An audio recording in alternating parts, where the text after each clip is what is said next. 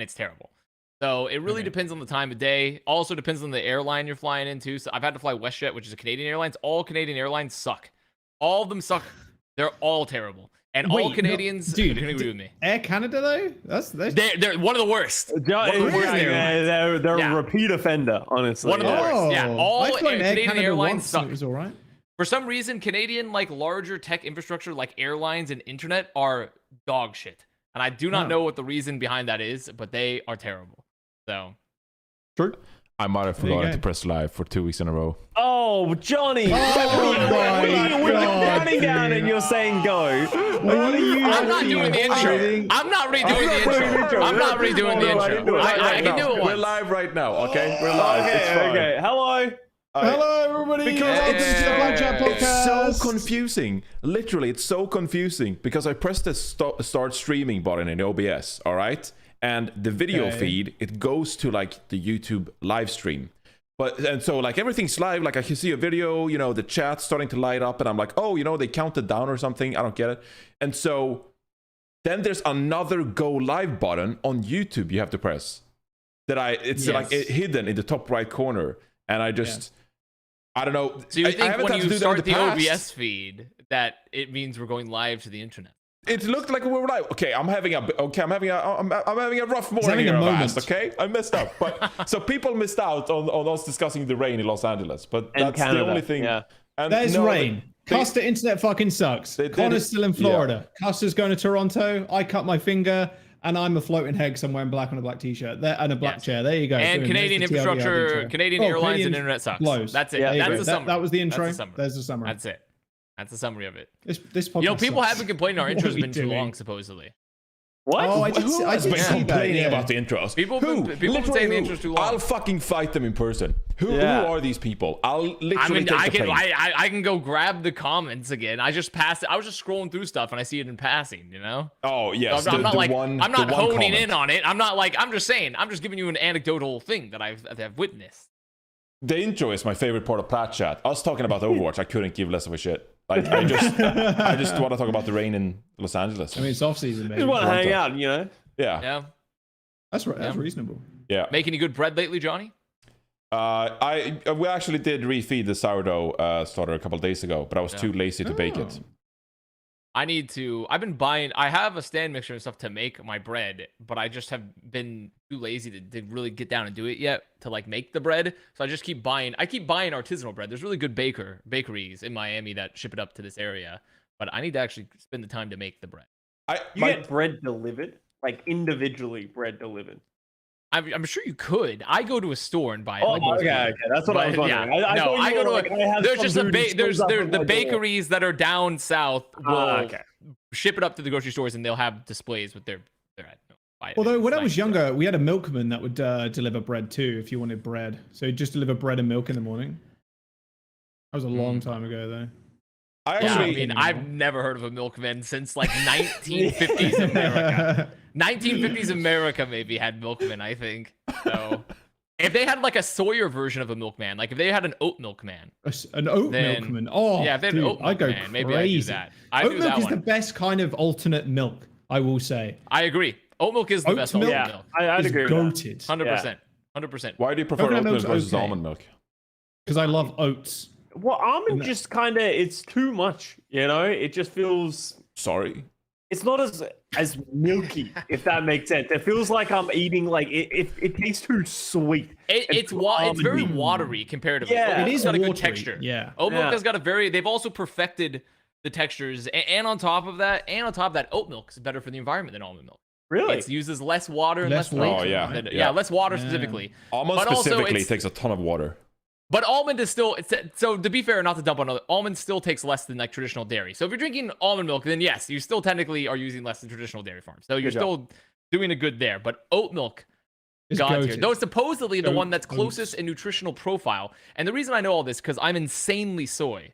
So I like researched a lot of this as I do my things, is that supposedly soy milk, though, is the one with the closest nutritional profile to actual dairy milk, though. And I like soy milk as well, so I'm fine with that. But I'm an oat milk. Oat milk with coffee pops off.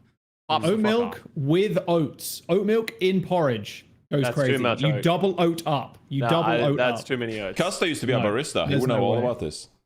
Yeah, but that was in Australia, and I think that was really before That was the before big milk. before milk. milk substitute pop off. You know, like How it long was. were you a barista for? A few years, but I was like, okay, let me clear this up. I wasn't a barista good for like barista. I 2 was a months? barista sucked. at a pub, which is like they still have Okay. like a full-on coffee machine. I had to do a barista course and all that kind of stuff, and I was making like proper lattes and like latte art. But I'm not like, before people get it in their minds that I'm some fucking professional who's like making art in the coffee. Dude, it was like I made the leaf that everyone knows how to make. There we go. That's good. The leaf. I was a barista for 2 months. Fucking hated it.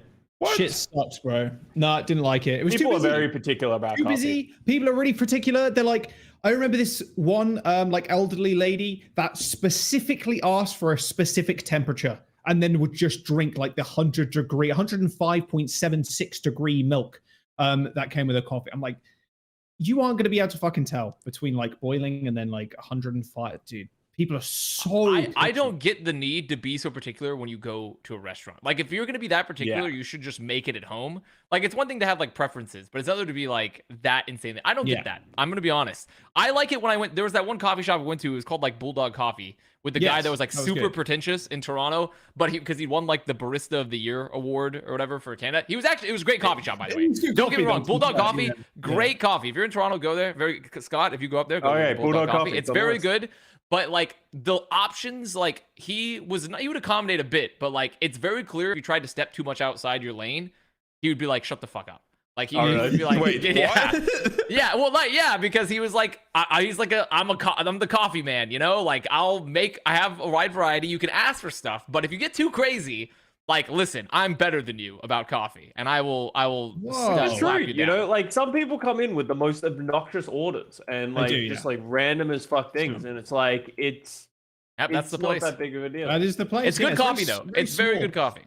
Yeah, it's a tiny little place, but it's good. It's good. If you enjoy coffee, I would go there. Now, and he has all of his fucking placards up everywhere when you walk in. He's got like, he's like, I'm Toronto champion barista and everything, and like it's very hoity-toity in a sense, but it's good coffee, and he's nice. It's just like I can tell that he won't take shit from you if you're gonna be like too crazy about as soon as I showed a picture of who the actual person is with the name, you were like, but he's nice. He's nice. He is. I just want to be. No, I want to remind it. But I like that. I like going to a place and the person, like, they're gonna let you make some choices, obviously, but like you can't go too crazy. It's like, this is the menu. You can make some alterations, but like if you go too crazy, then shut the fuck up. Then like it's not your place. I'm the champion barista, not you. Yeah. You know, like I like that. I actually like it. What did you possibly order for him to be like shunning your order? Probably if you order it for a specific temperature or like, you know, X amount of coffee per milk. Or Well, like surely if you ask for a specific temperature, you know somewhat what you're talking about. Yeah, but that doesn't mean that it's your right to ask for that if you're temperature, making like 4 coffees or like 4 Yeah, drinks, like- and then you want to heat the milk, and it's just like, why does this pretentious prick have to order it like 10 degrees higher? Like, no, fuck you. Like, I'm just pouring this. But fucking Avast coffee. didn't do that, so I'm So it curious doesn't- what Avast ordered. I he just wasn't ordered a addicted standard to Connor, coffee. but Yeah, he's just I ordered saying a the standard guy coffee with would- oat milk. Yeah. I'm just saying that like he gives off. It seems like he has. You'd have to go there to see it, to understand it. Okay, you'd have to go to the place The to vibes. understand his vibe. You the smell vibe it in the air. Coffee. The pretentiousness, it just came off. As No, a, it's as the a way scent. he talks. It's the way he talks to you too. It's the whole thing. okay. It's a whole thing. It's a whole thing. All right. Okay, you just gotta be there. You gotta be there. Good You coffee have to there. be there. Yeah. Good coffee. Very good. I just coffee. drink the coffee black. I mean, it's pretty straightforward. Same. You know, just Instant coffee, baby, with 1 sugar. Let's go. 2 of those a day. No, instant yeah, coffee. get that is up, yeah. terrible. instant coffee. What the Coffee fuck? there. What the fuck's wrong with dude? I Where's had Avril? to. Wake Avril up. We're getting Avril to replace Jaws. Get him in. No, Get what him the in. fuck? Okay, in my defense, I do have an espresso machine that Mitch gave me when he moved. He was like, I don't fucking want this espresso machine. Do you want it? I was like, Great. yeah, sure. Did the pods for like maybe 8 months. And I was like, Wait, you holy just said shit. espresso machine and then said pods. Those are very different No, things, Jack. Nespresso.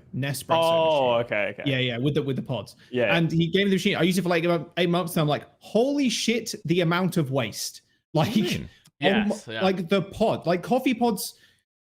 I read a stat out there fucking somewhere, but like coffee pods take up so much fucking waste, like in the waste management fucking systems. Like it's ridiculous.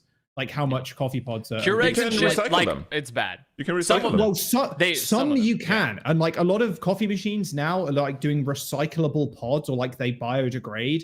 But like the generic, like normal brand, like plastic pods, like it's like extremely wasteful. Yeah, don't buy the shitty brands. I didn't like. It's good coffee, sure, but I'm also not going to pay like $1 a day for like the pods. You know what I mean? Like you're not going to pay $1 a day for coffee. For respectable coffee. Nope, not doing it. It's listen. Wait, okay, that's it's pretty cheap.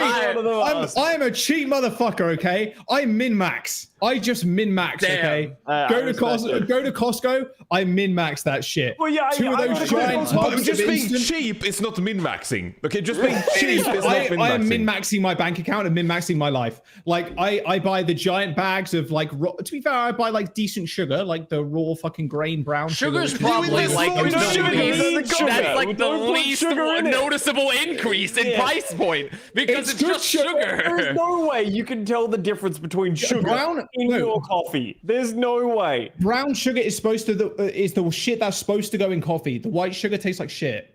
I'm just saying. And a lot of American sugar is way different from British sugar as well. Like it's hard to find just regular white granulated sugar without it being like hyper processed. So like the shit I buy is not like hyper processed, basically.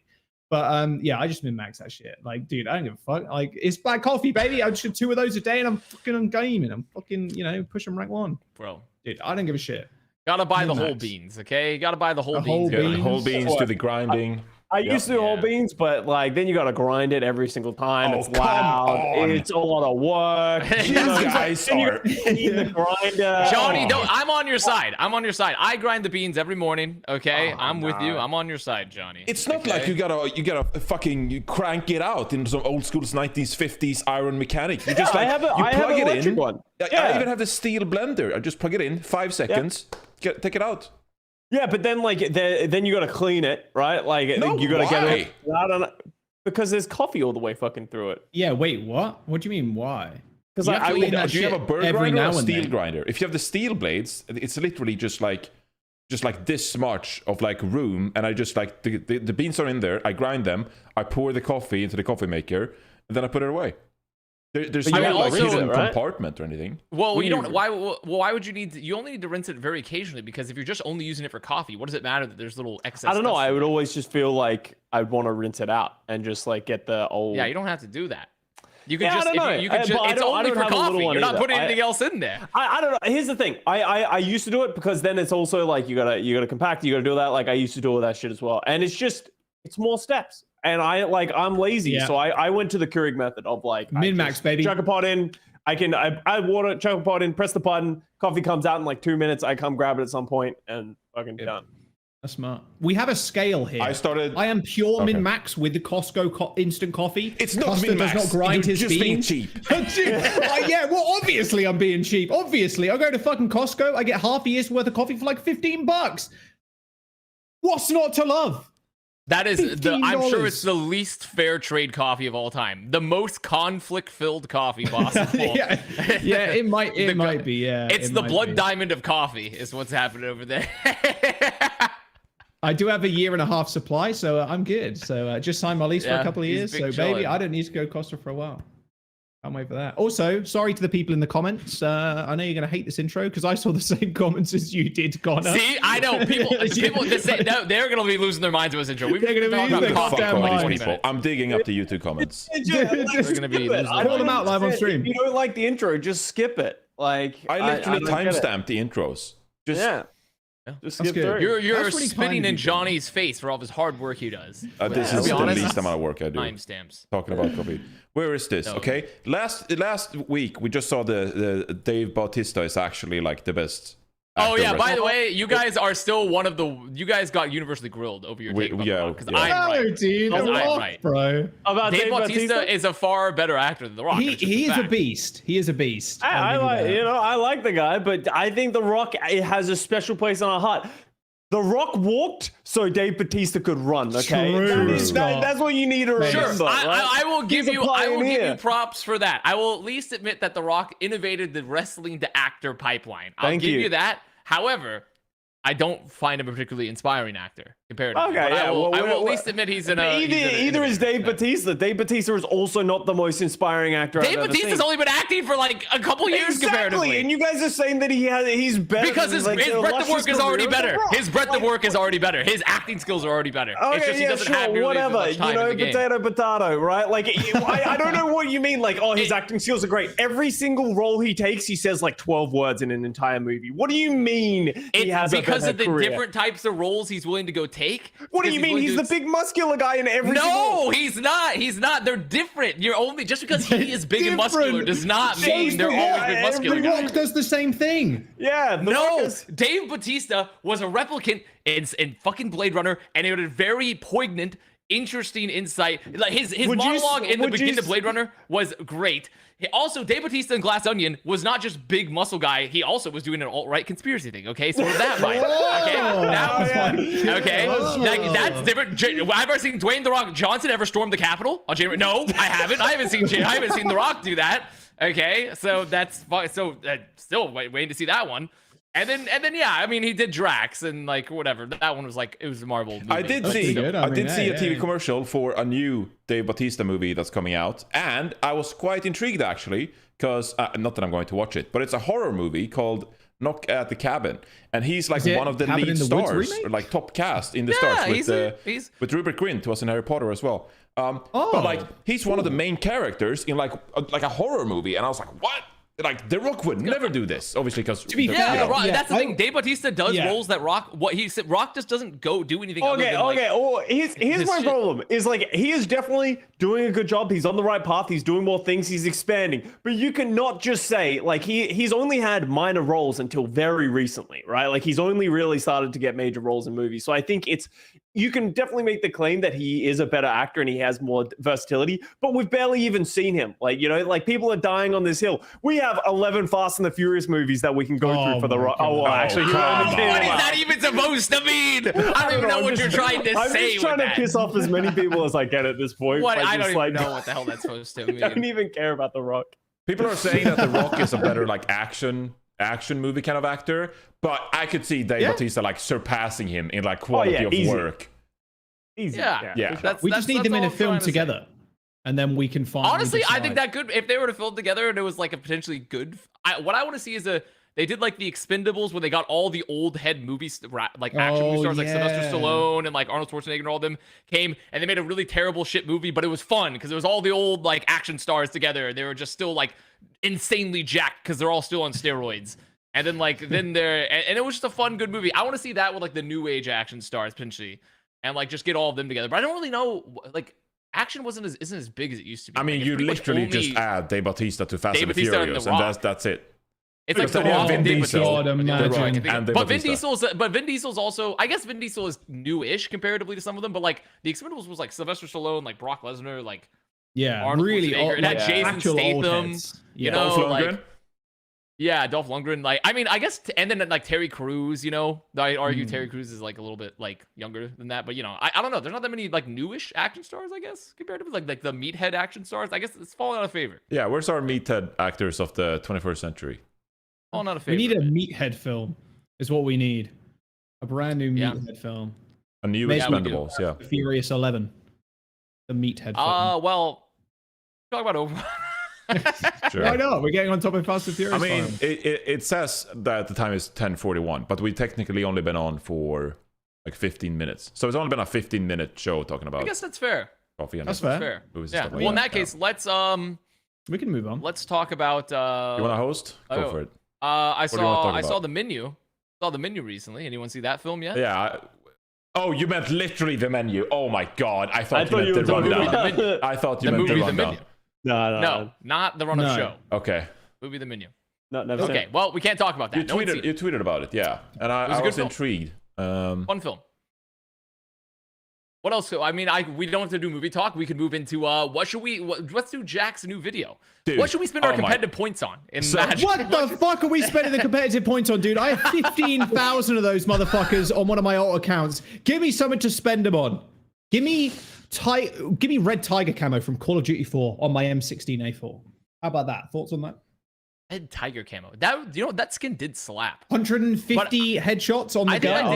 I was a blue tiger camo on the Scar type of guy. I was a blue tiger camo on the Scar or on the ACS. Wait, the Scar, was that in there? I thought it was the M4A1. Oh, wait, I'm thinking of Modern Warfare 2. I'm thinking of Modern Warfare 2. Yeah, Modern Warfare 2. Yeah. COD 4. Yeah, COD 4. You could get all the tiger camos and all the guns, but the gold guns were the Dragunov, the M10A4 for the shotgun, the AK, and then what was the gold one? Uzi. The Uzi for the submachine guns. Did they not have a gold AK like 74U or whatever? No, that was only in Pro Mod. That was in Pro Mod and Modern Warfare. I thought they had that one. No, the COD 4 SMG was the minigun. I thought it was the PP9 or whatever, the PP5 or whatever. There was that one. There was also the P90. The P90, that's the one. P90. I remember running around the apartment fucking map. You would going be a fucking P90 player. With the P. Yeah, I would. Dude, P90 goes crazy. With the P90. P90 goes crazy. In God 4. I went dumb stupid with the P90. Yeah, that and steady aim, and you don't need to fucking ADS. You just run around, hip fire. Incredible. You just, like, absolutely incredible. That and the Spaz 12 in Modern Warfare 2 as well. Back when that gun used to be yeah. You know, just everything wrong with the Call of Duty franchise. Move was the Akimbo 1887 shotguns. Yeah, those were fun. Yeah, that's true. Those were fun. Yeah. That was fun as fuck. Those were classic. To be fair, can we talk about that real quick? How broken that fucking game was, but it made it so fun. One man army, noob tubes. Well, it had one man army. What was the perk that made explosives? It was like danger close. Danger close. To like the extra explosive. Danger close. One man army with an AK with a fucking grenade launcher on the bottom. They had the Akimbo 8080 fucking 7s. They had the Akimbo fucking the Glock pistols. Yeah, sure. Akimbo fucking P90s. That game had Commando, lightweight Pro, Marathon Pro, and Commando Pro with the tack knife on the fucking pistol. Oh, the tack knife was such bullshit. Let's use this as an example of how entitled we are in like video games these days, right? Because we used to play, we just accepted that things were just flat broken and just awful to play with, right? But no one ever complained. We just dealt with it because everyone complained. Everyone complained. It's just we weren't online doing it. Twitter didn't exist. Yeah, exactly. Yeah. We weren't online and Reddit didn't exist. Yeah, everyone was still complaining. Yeah. I was in my party chat with my high school friends, 100% screaming about the noob tube. But that's the difference. Is like these days people are like, oh my god, games never used to be like this. Now the developers suck. Yes, the developers have always sucked. You know, no one's ever been able to work it out because you just can't. You know, balance is difficult. I mean, at least Modern Warfare 2 was broken, but it was balance broken, where you could play the P90, the shotguns. Yeah, or you could, I mean, that was the thing, right? Everything was OP. The ACR had like no recoil or whatever it's called. Yeah, the ACR. Yeah, that was such a fun gun to use, man. Yeah, such a fun gun. So it's let's just invent the time machine to go play COD. Dude, it was so much I'd fun. love to play. Weren't they like supposed to? Obviously, they've got the new Modern Warfare 2, right? But it's not like the remake everybody fucking wanted. Modern Warfare 2 that isn't Modern Warfare 2. Yeah, exactly. But it's not like everybody was like, holy shit, they actually remaking Modern Warfare 2. That would be fucking sick. And then they just brought out a new one. And everybody was like, I literally remastered. You wanted a remaster? Yeah, because the thing is, they remastered the campaign, and then everybody was like, oh shit, wait a second, maybe they do the fucking multiplayer. That'd be fucking awesome. But they didn't. I don't even know how you do that. Like, I mean, obviously now, like playing WoW Classic that I'm doing now, like they didn't have those files. Like those files were just like lost in the wind, and they have to like system restore it or somehow. There's no way you could like remake Modern Warfare 2 without like a huge undertaking. Also, I kind of disagree because you can. Isn't Modern Warfare 2 still sold on the Steam's store? Yeah, you can sell. Yeah, you can buy it on the fucking Steam store. Plus, you could just go buy an Xbox 360. Yeah, I guess it's an active game on like Classic WoW back then. Yeah. So I also believe that if we went back and played Modern Warfare 2, like they did re-release a remaster and left everything the same, it would not be fun. Like I think people would realize that how far we've come in I actually disagree. You can't convince me. No, it's exactly like the Olympus thing we discussed. It's the perfect like mindless, just like run around and shoot. No, for like you would get frustrated in no time because of how shit the spawns are. You just spawn, you just die to fucking kill streaks and all this kind of stuff. Like I think people inherently have changed and they don't deal with that kind of bullshit anywhere near as well as we used to, right? Like we used to just accept that shit.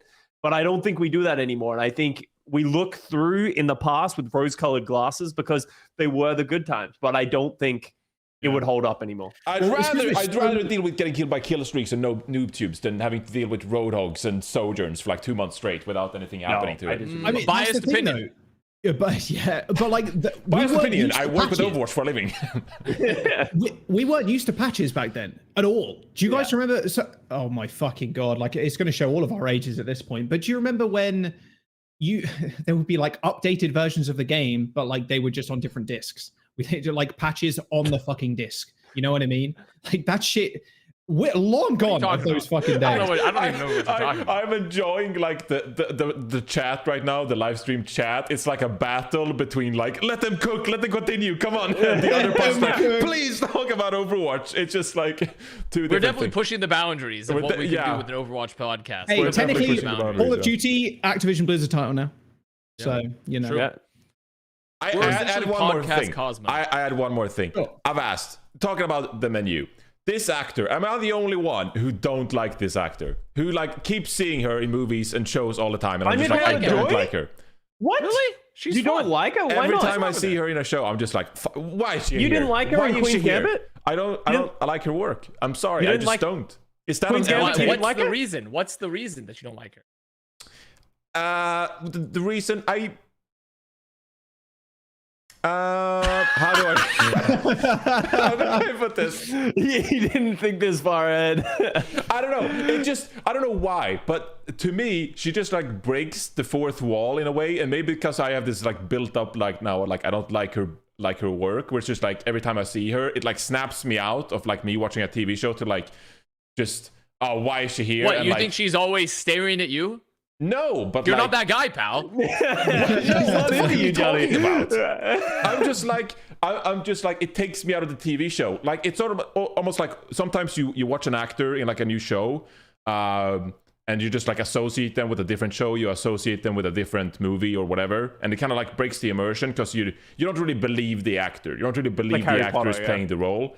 So what does that for? It's just so you just have that feeling attached to her because she hasn't. I wouldn't say she started any sort of like other than Queen's Gambit. Yeah, she hasn't started anything that's like a definitive series. She was in Peaky Blinders, the last season of Peaky Blinders as well.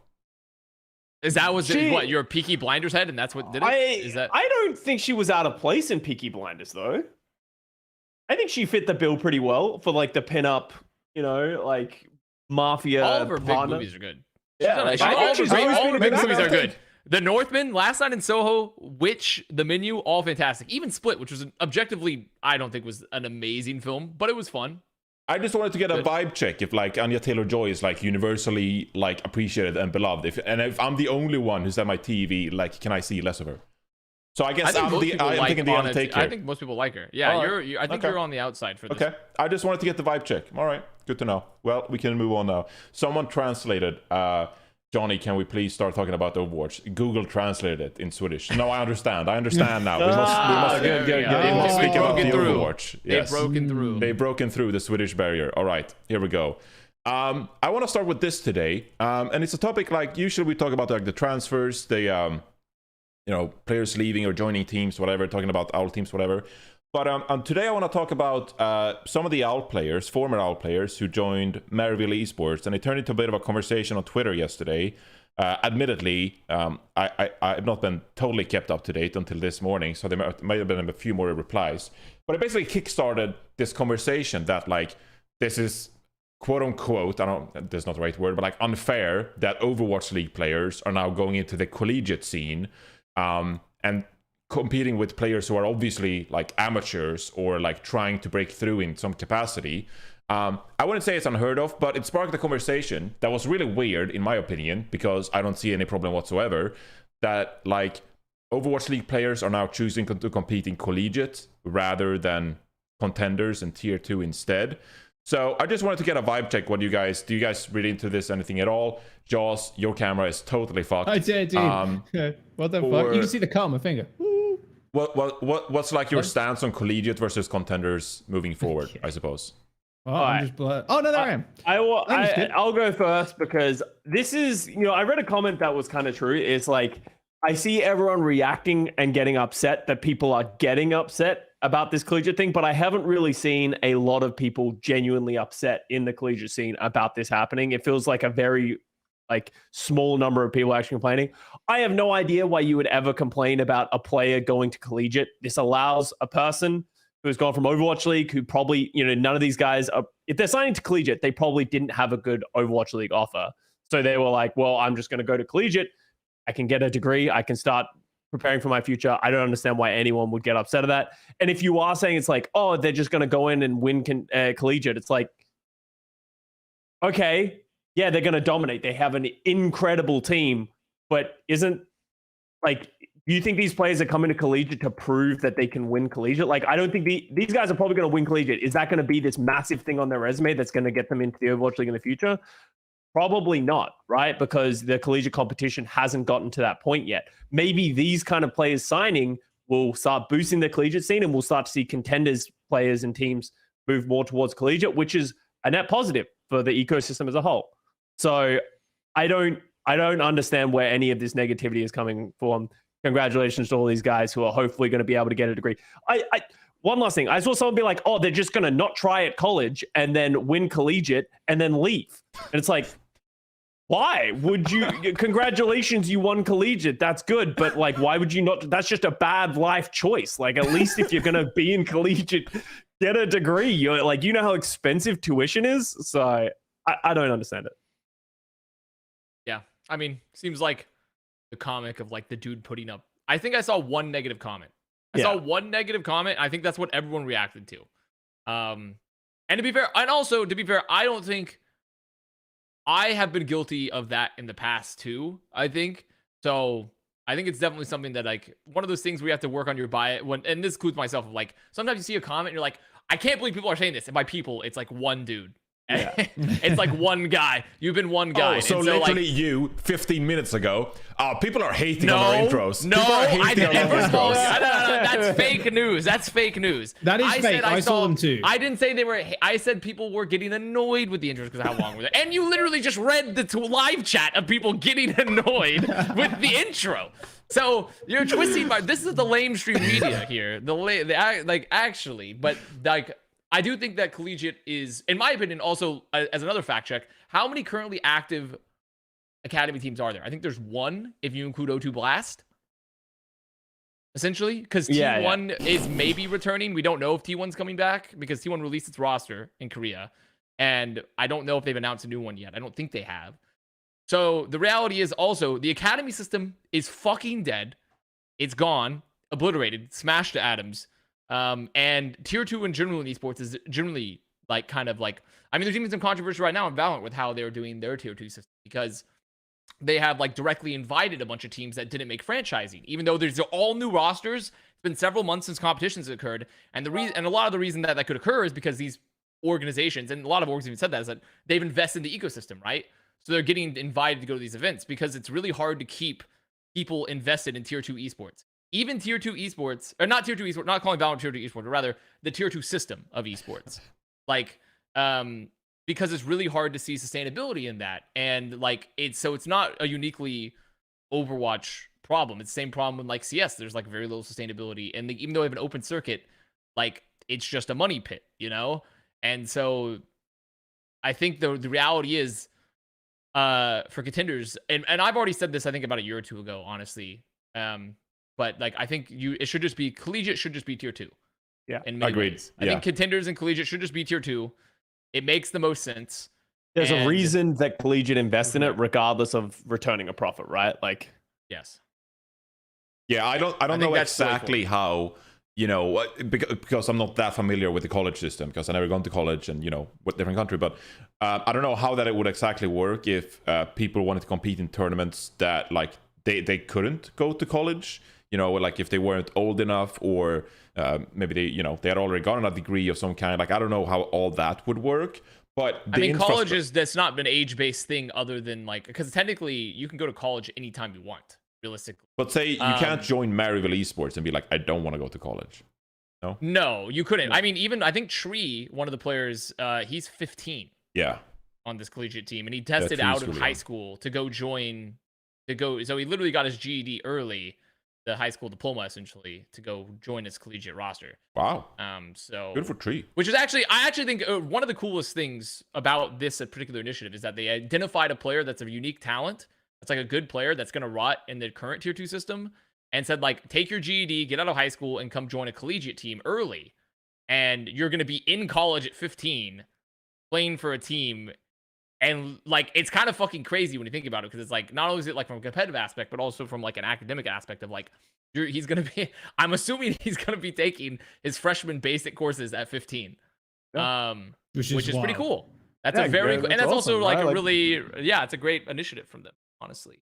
So I don't think it really, I think it depends on how the tournament structure works generally, because all collegiate tournaments, like all college sports in America, generally are somewhat based, I'm assuming, based off their like academic calendars and like coordinating with the colleges in the US. I would imagine like they have some sort of like system to help coordinate with them. I'm not an expert on college sports, so I don't know, but you know, I'm sure there's like definitely ways for them to like work with it. College is pretty flexible, and the collegiate esports is relatively flexible. Like, I'm sure swapping in players out, and also I think a lot of these teams have substitutes. They have like their main team and like backup rosters, because also unlike Overwatch League, you can just have like someone on reserve, and you don't necessarily have to like pay them the same way, right? Because they're just a student, and it's like, oh, this guy can't make, like, we're gonna sub him in, type of thing. Yeah. So, but once again, I don't necessarily know if that's like entirely accurate for the collegiate esports, but it seems that's the case, because I've casted a couple collegiate events, and it's a lot of times they just have subs because like a guy couldn't make it because he has a test, like, so. Like, what? Yeah, Okay. like Sorry, Jack. I'm ignorant to the collegiate like scene in a lot of ways. Like, what do you get from winning collegiate, right? Like, are there actual, like, let's say you don't go to Maryville, you're one of the better teams, and now you're like looking at this and you're like, well, we're just not going to be able to compete because, you know, we're a good team, but we're not, you know, 4,500 average, which this roster kind of looks like, right? 4,600 average, right? Like, we're not going to be able to compete. What are they losing by not winning collegiate? Obviously, if you are a school that maybe you have a scholarship to a different school or something like that, what are you essentially losing? Because I don't see how it can be incredibly detrimental to you as a person, other than your competitive spirit of like, I just want to win. So you're asking like, what are like the stakes of collegiate esports, essentially? Yeah, like, because the people are upset that they're kind of like, they're creating the Golden State Warriors of collegiate, right? It's like, is that super detrimental, or is that almost better because you're adding notoriety to collegiate, right? Like, I mean, for the most part, there's not a huge monetary gain for the collegiate players, because a lot of these, like, for example, the like collegiate championship series, that's like I think it's kind of a replacement for TESPA. And TESPA doesn't really exist, but they still run. I think Blizzard might still in the hand. Yeah, there it is. You find it on Wikipedia. You earn scholarship money. So the money is going towards like your program and those players, I'm assuming, and distributed as scholarships. Okay. So like you're making money, but it's not like necessarily like a direct. Because also you have to remember that like college is still like, there's this weird thing. I don't know how collegiate esports work in that regard, but at least like with like the NCAA and such, and a lot of collegiate esports are still like an ongoing fight of like, we're not going to pay players that participate in these programs because it's like they're students. I thought that was getting changed. I think that was getting changed. I don't know what the status of it is. Either way, whatever the status of it is, I think it is kind of bullshit. Personally, I think collegiate players should be able to earn money. I think you should, as an athlete of any sort, especially if you make a shit ton of money for your school, you should be getting paid. Like, and if you're a student worker working at your cafeteria, you know, like, you should get paid, in my opinion. But I do think that's how the current system is. But also, a lot of these collegiate programs, they compete in contenders while also competing in the collegiate programs. So you can also earn money that way and like have that more, I guess, standardized tier 2 tournament structure for these teams that especially have a lot of ex-professionals or current professionals. So I think that's like the stakes for it, is like you're bringing all these pros, so you're swamping out student athletes that aren't necessarily pro, right? So they're not going to really be able to do well at their collegiate programs. So it's like, well, guess what? Like, maybe you guys should all step up and like hire better staff, get more better players, type of thing. Like, I think that's kind of the end goal of where this is being pushed. Because also a lot of colleges still don't have like funded esport programs in any capacity either, with which to attract students with scholarships and like have facilities. Yeah. I mean, it's only a good thing to have more tournaments around that level, right? As well. Like, I don't know really I think the only problem would arise if Mikey was like signed to the Shark and then also kind of half attending college, half not, and then also playing collegiate, and then also playing contenders, I suppose, right? It's just like triple dipping or like double dipping, it would be an issue, but can't really bar them from this kind of stuff, especially if they want to get a degree, like Custa said. Like, good on them. Like, holy shit. Like, degrees are pretty powerful. Like, I don't use mine, but I'm sure later down the line, if something, I'm like not casting anymore, I'm sure I could wave it around at least somewhat and get some sort of job out of it. It's not exactly... Also, even if you don't use it, you still went through a schooling process and had to activate your brain and like engage yeah, in exactly. Yeah. So like, it still gives out, like, I'm not necessarily using my collegiate, my college experience at all, but like, it gives you, it activated my brain. I can critically think and like analyze critical thinking. Yeah, exactly. So it still teaches you. It's important regardless of you using it or not. I don't think for sure. So I think, because like, think of the option. It's like, so you can compete in tier 2, maybe win nothing, and then at the end of it, after like 3-4 years when you're young, you walk away with nothing. Like maybe you won a couple thousand, or you can do the same shit and get a degree. Get a degree. You know, and something that you kind of want to do, maybe. In the US, if you can get a full ride scholarship, that's many thousands of dollars, right? Like, yeah. So it's definitely a good thing. It's a good thing. I mean, there's no two-way. It's the most shocking thing to me I find about this, which is indicative of the current market, is that Mikey is on this roster. That guy was literally in the grand finals of the Overwatch League, by the way. So that's what you really, more so than anything else, I think that's the true. If there's any negatives to be found about this, it's that like we can have a grand finalist tank player. Sure, he's in the losers brackets for Riz, but like grand finalist tank player, and like we're not, and now he's in collegiate program, you know? So that's really the only negative I can take away from this, in that like a player that's very talented potentially is being forced into collegiate program just because there's not a lot of opportunity, or specifically what was said is that the current budgetary restrictions for like Western players, because of like how the teams are shaping up, is that you'd have to take like a very subpar contract for a year versus just like, why not just play collegiate, where at least like the monetary equivalent what you're getting is far higher, potentially. Yeah. I mean, that's just the competitive nature of the Overwatch League, you know, opportunity, and you know, yeah, it kind of sucks because he's been in the finals, but you know, these teams are rebuilding. Well, it's not. This is beyond competitive nature. It's more so you're getting priced out of the market because of the fact that like you're a good player, but because of how teams are built and the current economics, like there's just no spot for you. Like, well, we essentially Mikey is good enough league to be in the Overwatch League again. It's just because of the explosion of APAC, there's just not the spots for Western players. Yeah. And he's especially tank players, right? Like a lot of teams are only going for one tank. So like the role of tank as well just sort of took a hit. So it's been a hard year for tank players in terms, like especially Western tank players, to be able to find a position, right? Like we can talk about, you know, like Dante's been very vocal about like his situation right now where he's like struggling to find a team. And he was, you know, as much as he might not be a primarily tank player, he is considered one of like the big, you know, players of the league, Western players. He was very successful with the Houston Outlaws, and even he's struggling to find anything, right? So it's like, I don't know. I think the market is definitely taking a downward swing this season with everything that happened in APAC, and you know, just I think in general there was an inflation of salaries. Like I think we can all agree that there was a lot going on. I mean, it sucks that like the economic, you know, downturn is affecting how many players organizations want to sign, almost at the same time that we're seeing the repercussions of going from 2 tanks to 1 tanks, which means there's, you know, 2 separate, very large factors impacting how many tanks can have a sustainable career in the Overwatch League, combined with the fact of APAC blowing up. So there's just like so many factors that leading to a lot of Western tank players having a hard time finding opportunity in that regard. It really sucks. It does. Don't know what to do about it, if anything. But yeah, I think the collegiate scene is incredibly interesting, and I've sort of been collegiate pilled in that I think it's sort of like the way forward for a lot of esports, because there is a legitimate demand for a lot of these universities and schools to actually get some kind of attention, especially from a younger generation that is interested in esports, that is interested in gaming. So there's a completely separate kind of conversation about what would happen to like contenders in Europe and Korea if, you know, and they focus more on collegiate. I don't really want to have that conversation right now because who cares?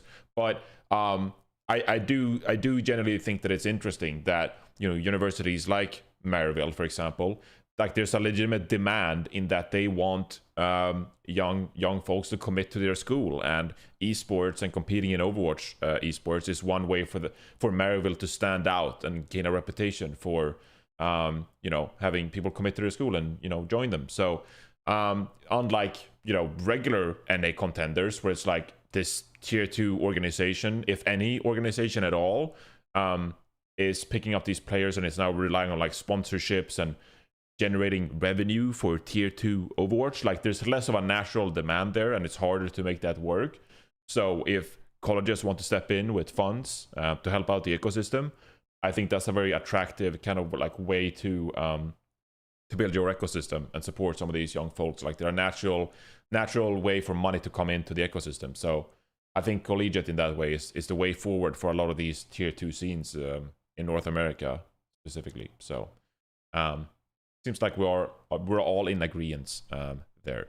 We're greening. We're agreeing. We're also agreeing on the podcast. But it's just a better path forward overall. I mean, like imagine we could actually have an alive tier 2 scene because the colleges take on all the risk financially away from orgs, and they're just all these players are competing within a collegiate system, and we get to watch a collegiate circuit and also still competing contenders, right? Like under these various schools. Like it's obviously not like entirely like they're not entirely devoted to in a way to like only playing Overwatch like we've seen potentially in the past because they have to go to school, but like that's I mean I think that kind of makes sense when you consider the overall monetary investment where you're at. It's like I think people had very overinflated expectations of like I can only just go grind tier 2, and it's like, okay, bitch, with what money?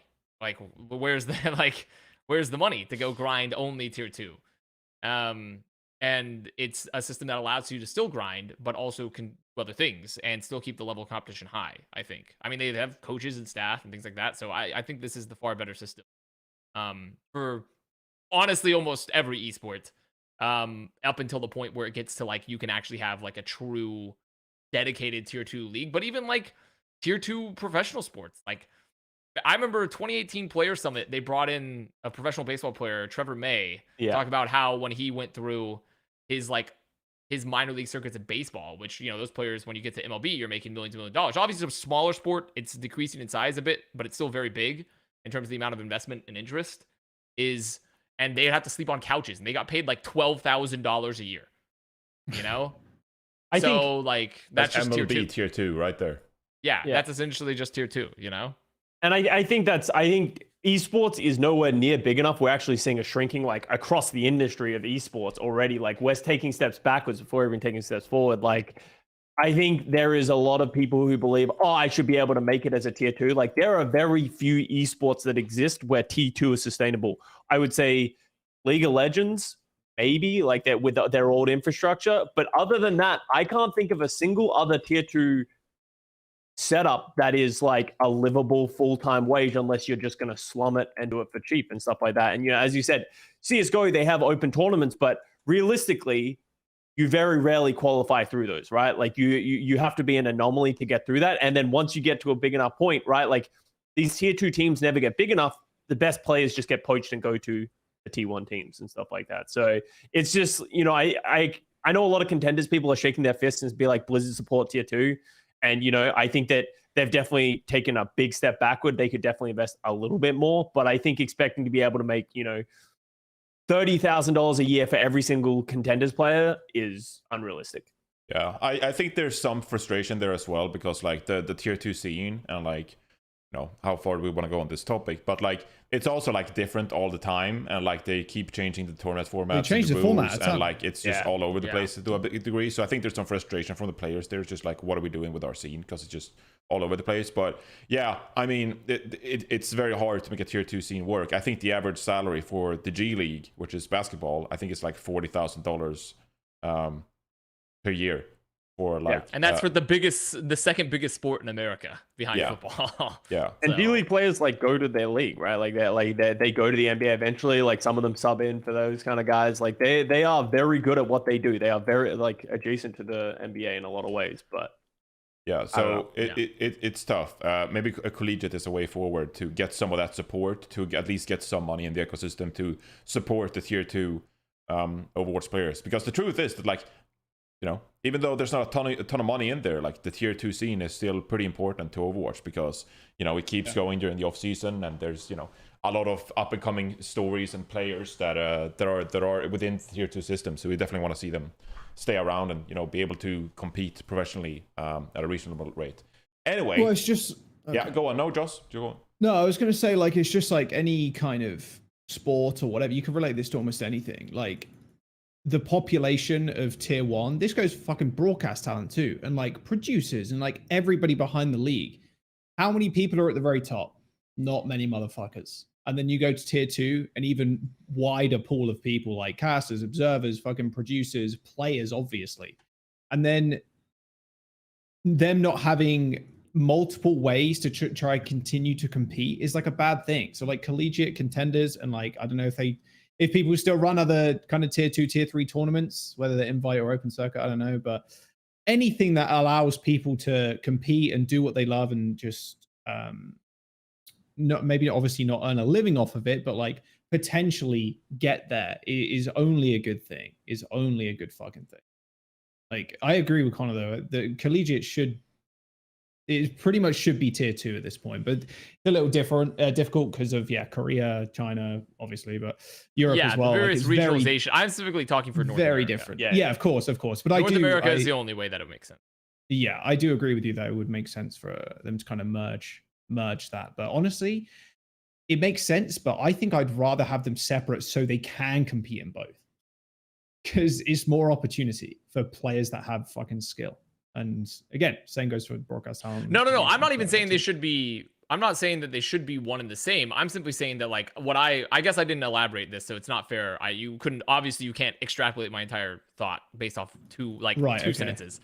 It's more so. I think that, imagine if we revamped the academy system and we started working with collegiate programs with the Overwatch teams. Yeah. Okay. I think like tying the competitive ecosystem to collegiate squads a little bit more and just bringing them closer together doesn't mean we have to eliminate contenders and turn it to only collegiate, right? Though I'm not opposed to that if we essentially merge them and had like a much greater tie-in where we like had that collegiate program become the contenders and like have that marriage between Overwatch League to collegiate, right? Because now it's very separate and distinct, but I think there's a lot of opportunities for like people to synergize across the two. And to actually build like a slightly more sustainable ecosystem. Like, in an ideal world, I'd like contenders to be a separate thing and self-sustainable and like its own.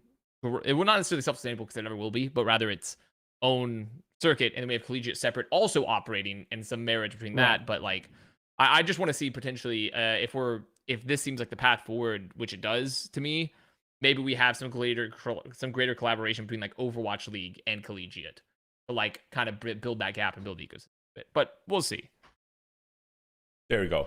If someone's upset that we spent too long talking about collegiate, don't worry, we won't talk about collegiate for the rest of the year. So, yeah, no worries. That's it. No, for real. Just joking. Of course, looking forward to see how they do, because there's going to be a season, and I think they play pretty early in the year. I think so. We might cover it a little bit. As soon as school starts. All right. Next topic. We were going to talk about this last week because some new information came out. But we didn't get the time to do it, so let's do it this week. New York Excelsior, rumored to go ahead with the marginalized gender roster, despite so much criticism from the community and people voicing their opinions, saying this is a horrible idea, and it will actually set back some of the progress that Calling All Heroes is doing, for example, to help marginalized players to get a platform to improve. And facilitate them into a good system where they're actually encouraged to participate and learn and develop. So Halo of Thoughts, I think you tweeted this morning that they're actually struggling to fill this roster because no one wants to play for them because they realize it's not a great opportunity. Kind of events.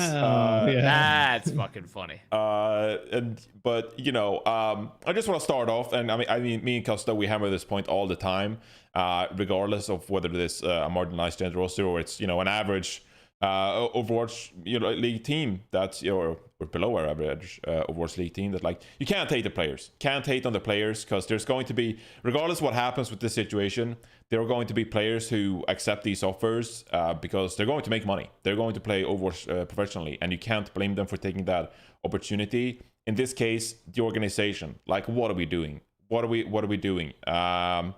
We all know. Like, I don't even know what we're supposed to say in this segment, because we all know that this is a bad way to try to improve the situation and develop like a good system for marginalized gender roster. So, any thoughts on this just like disappointing story and turn of events, and York Excelsior going ahead with this despite some obvious, criticism and disappointing feedback within the community?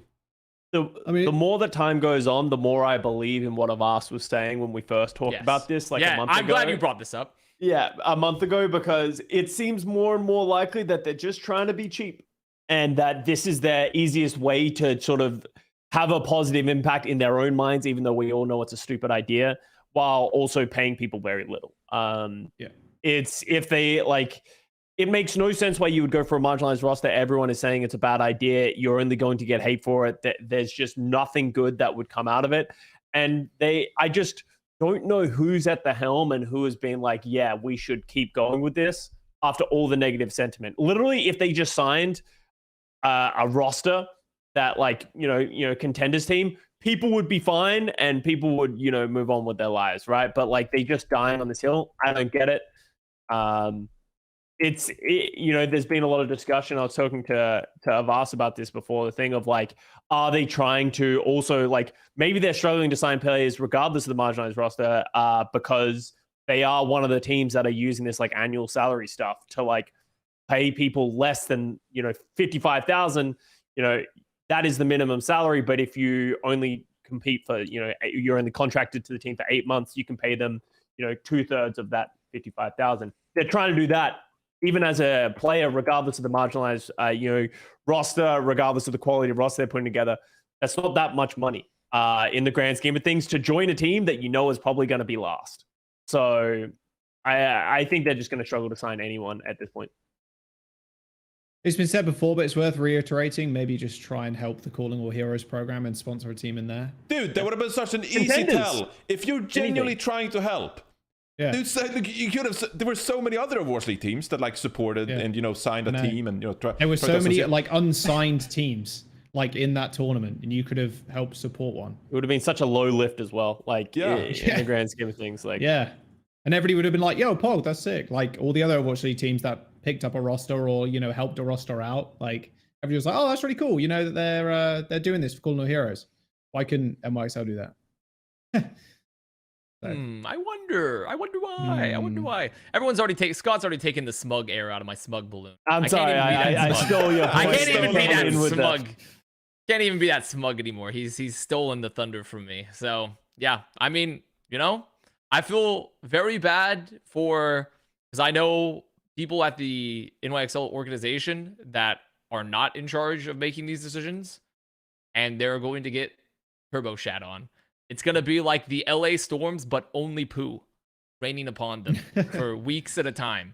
For a whole year, even. And my internet's going to stop again. It's worth fucking mentioning the social media team on Twitter.com have nothing to fucking do with the decisions that are being made within the organization. Holy shit, I feel bad for social media managers. Like every day of my waking life, like they get so much shit that is just out of their control. Also, I know you're trying to be helpful and be like, oh, if I shit on the New York Excelsior social media, then that'll send the message. The people that are making these decisions aren't looking at the tweets that NY does. You're literally just seeing shit. berating the social media manager and the people that aren't making the decisions. So like just like incessantly spamming like these people who have no control over anything is just redundant, and you are hurting exactly the wrong people who are doing. Same goes to the fucking Overwatch League, the social media team for them too. Stuff like that, God.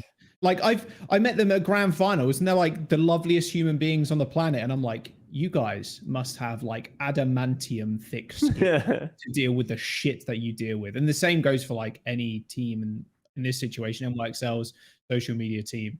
That being said, though, I do want to say, and I'm not going in a bad direction here, I promise. I'm not going to blame the social media managers. Okay, Johnny. I think the community did a pretty good job of rallying behind the narrative supporting what a lot of influential voices said with this topic. So like backing Aspen, for example, or spreading misplaced article, for example.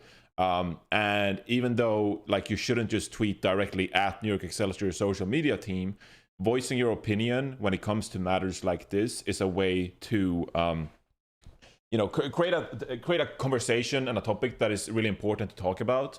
And all organizations out in the world, they have some kind of PR team or someone who actually keeps like a pulse on how people are perceiving their brand and how they're being discussed. So Activision Blizzard, I'm sure they have some team that like, hey, here's what journalists are writing about us, here's the conversations that are going on within the community, and it's those kind of conversations that need to be forwarded to the upper management, if this is the case, to try to tell them as well that like, here's what people, and really important people in this regard, who are directly very much involved within the marginalized gender competitive community for Overwatch, and here's what they think about this idea. So it is still important to have this conversation, and don't hate on social media managers, but still let your opinion be heard and retweet important voices within the space. And, exactly. Elevating the right voice is way more important than your 4-follower Twitter account tweeting some bad shit at the MYXL account. Like you getting numbers on a tweet from Aspen, Eski, like anybody that's involved in that kind of program or community, or like anybody that has a big voice in that sphere, elevating that is way more beneficial than shit talking or fucking death threats or whatever sent to the MYXL account, like or any account for that matter, to be fair. But so elevate the important voices. It's going to be if they go through with this, which is rumored that they're going ahead with it, and it's also rumored that they're signing sort of like a mixed roster with some marginalized gender players, but also some male players as well, that could potentially be Overwatch League level. I don't know if that's the case. I don't think they've announced a signing. Have they announced anyone?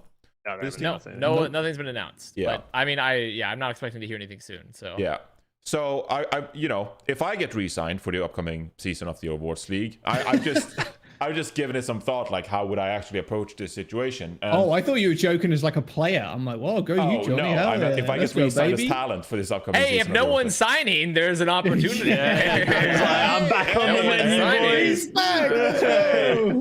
You know how Gesture coached NY assistant coach last year. Reinforce assistant coach this year. If I don't get re-signed as talent, I'm.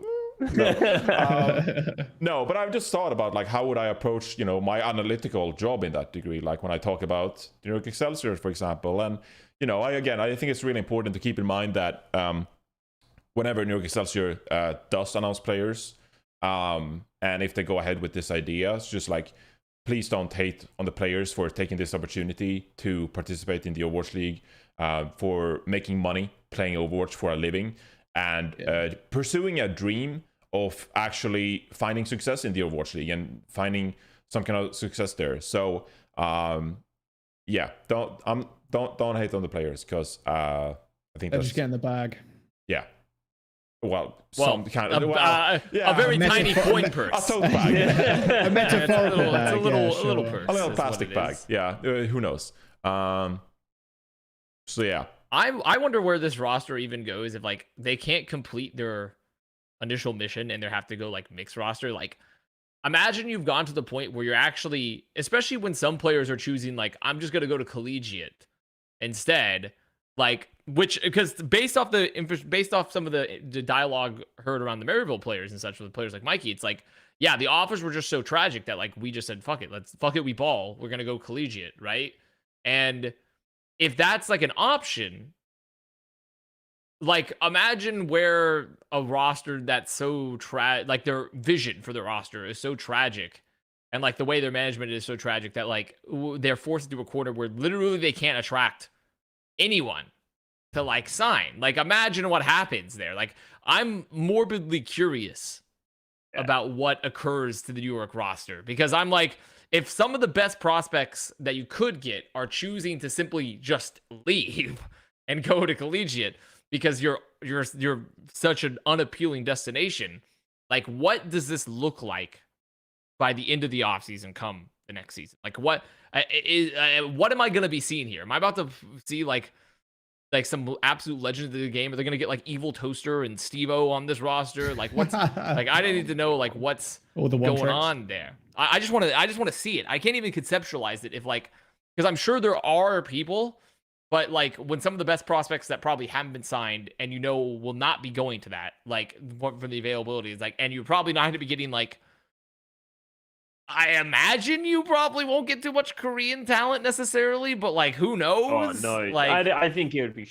There's no way. I would imagine not, but like I'm just like just imagine like a universe where it's like you have like a mixed gender roster, and like half it's like Korean players, and then half it are like North American, like calling all hero like tier 2 players. Like just like I'm just thinking of like the weird Frankenstein shit that could occur. Resign Yaki with this thing. No, I don't think it's Yaki's rumored supposedly to go somewhere else. Thank God. He is. Thank We'll God. talk about that next.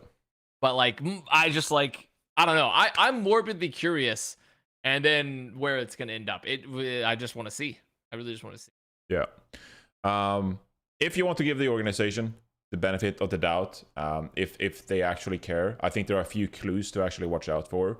First of all, what kind of support system are you actually building out for these players? They already mentioned this, therapist thing, which was, Custa, where are you going? He's done. Oh, his internet might died. The storm has gotten him into the blood purple. Yeah, there he's gone. Anyway, but just like signing a head coach and actually signing like reputable like assistant coaches and building out like an appropriate coaching system, and not just like we signed some head coach for you here, good luck, but like actually building a support system within the organization that facilitates these players getting a chance, but also welcome back, giving them the opportunity to legitimately improve and actually investing money in this endeavor being some kind of successful. Because yes, you need the players and you need the talent, but you also need the support system to actually prove that it's in your desire to actually see some kind of improvement from these players, and you're trying to set a good example in that regard.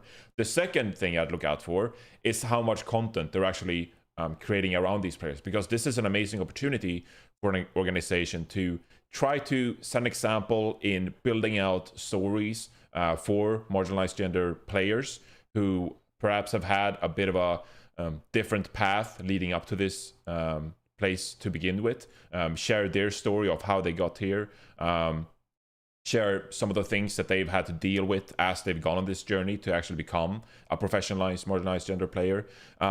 Because that is ultimately what you want to create, right? You want to create, you want to inspire other players that this is their journey and this is how they come up, and provide some kind of guidance to other marginalized gender players who want to make it in Calling All Heroes, or eventually to the Overwatch League if it's successful. So I look out for the York Excelsior to actually show some signs that they legitimately care about this venture in the first place, and that they're actually trying to make a difference in that regard. But so far, it's only been rumors about, is this actually a good idea, and do they actually care to begin with? Is this just them trying to be cheap? Well, I think there are some ways for this organization to disprove that, but it's going to be a long journey, and it's going to require a lot of dedication and effort from them to prove that they have the best interest in mind. And then you can have the conversation whether this is a good idea in the first place, but if they legitimately think this is a good idea, they have the opportunity to actually show that they care in the first place. But we need to see that happen. So I guess those are my final 2 cents on this thing. We'll see how it goes down, and when the roster is announced and everything to go with it. So any additional thoughts from you guys, or we feel like we've spoken our piece on the matter? That's it. All right. We covered it all. That's all I got. Yeah. Maybe some more smug. We got to speed it along before the rain takes away. Dude, the rain is just... It's going crazy. You guys right in like 12 pixels right now. I know. Dude, your voice is lagging. It sounds like Mumble from 2008. God, dude, LA, get it together. Dude, I don't even Let's know talk about the what rain kind of for 30 minutes infrastructure are again. you lacking? Like, how can Yeah, me rain and- hey, possibly- me and Johnny are fine, I'm bro. in what used to be like I'm supposed to get 100, right? Like, I'm in like a nice it's like a business building where it was like supposed to be half residential, half like, so it's supposed to be really good. I don't know. The rain just fucks it. It usually is good. All the rats chewing away at the cables. All the water seeping in. Yeah. They've been washed into All the ants that wires. were scattered from the Papega house have followed you. Oh no, they Followed followed you, and they're taking out your infrastructure one by one. They're committing guerrilla tactics. They're after me next. As soon as they take care of Scott. All right, moving on. Speaking of LA, the LA Gladiators. Oh shit! I need to change the title. They dropped 3 players. Yeah. They dropped Reiner, Skewed, and Space back to back to back. So a few players that I think we expected to get dropped from the LA Gladiators, but also, you know, a bit suspicious dropping these players as well. So how are we reading into this, guys? Are we surprised at all that the LA Gladiators decided to drop Reiner, Skewed, and Space? Or was this kind of like a delayed, expected move from the organization? Good I was a bit talk. surprised they dropped Space. Sorry. I was a bit surprised they dropped Space, to be honest. He's still like... Do you think he's an attractive asset? Do you think he's like a lot of teams should be looking at Space? I'd say so, yeah. I think, although he didn't get like a crazy amount of playtime last year, I still think he's an extremely good off-tank player. And dude, if the meta continues to kind of trend towards kind of off-tanks and what we're seeing right now, it's difficult to tell, obviously, because you're already playing ranked and like Overwatch League hasn't started, but I still think he's a world-class player that deserves to get picked up. I put him in the same boat as kind of Dante. Like, I'd be surprised if they don't find teams. And if they don't, it's like a travesty that they don't. I'm shocked they didn't at least keep one tank here. And I thought Reiner had a decent year. They fumbled a little bit during the Queen meta, and then apparently they got like super sick at Queen, like at the very end when it didn't matter. So it is a bit disappointing. I'm surprised they didn't keep Space. Lastro and Astro, Jesus Christ, by the way. That is going to be the worst team to fucking cast. I'm just going to put it out there. Lastro and Astro, holy mother of God. I'm just calling those motherfuckers Lucio and whoever Lastro is going to play, because fuck that. I'm surprised they got rid of both tanks, honestly. And so I'm surprised they got rid of Space too, in a way that he is a personality, and he's not like a face like Dante is one of the better faces for like Outlaws, for example, in terms of like social media and that kind of shit. But I would still think Space, he's like a gladiator. Like when you think of gladiators, I would kind of think of Space in that regard. So I wouldn't call him like the face of glads, but he's up there in terms of like marketability. So shocked, yes.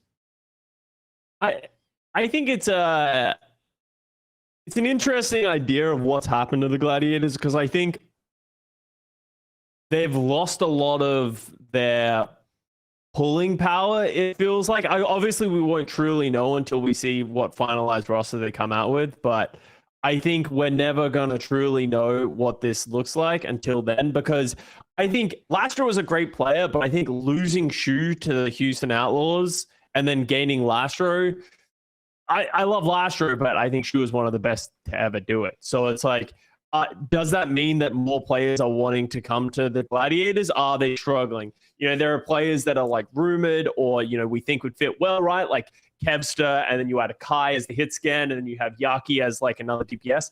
I don't really understand the Yaki Kevster duo that is rumored right now, because I think Kevster's best hero is like Tracer, and Yaki's best hero is Tracer. So it's like they're really just sort of solidifying themselves for a double flex, like a double like flex DPS meta with like Tracer +1. It's not even bad to have, but I don't think that makes this roster drastically better when they acquire Yaki. I agree with Jack about the tank thing. I think losing both Space, it'll be interesting to see where Space goes. Seems like Reiner wanted to go to Toronto with the whole American Tornado to Toronto type situation.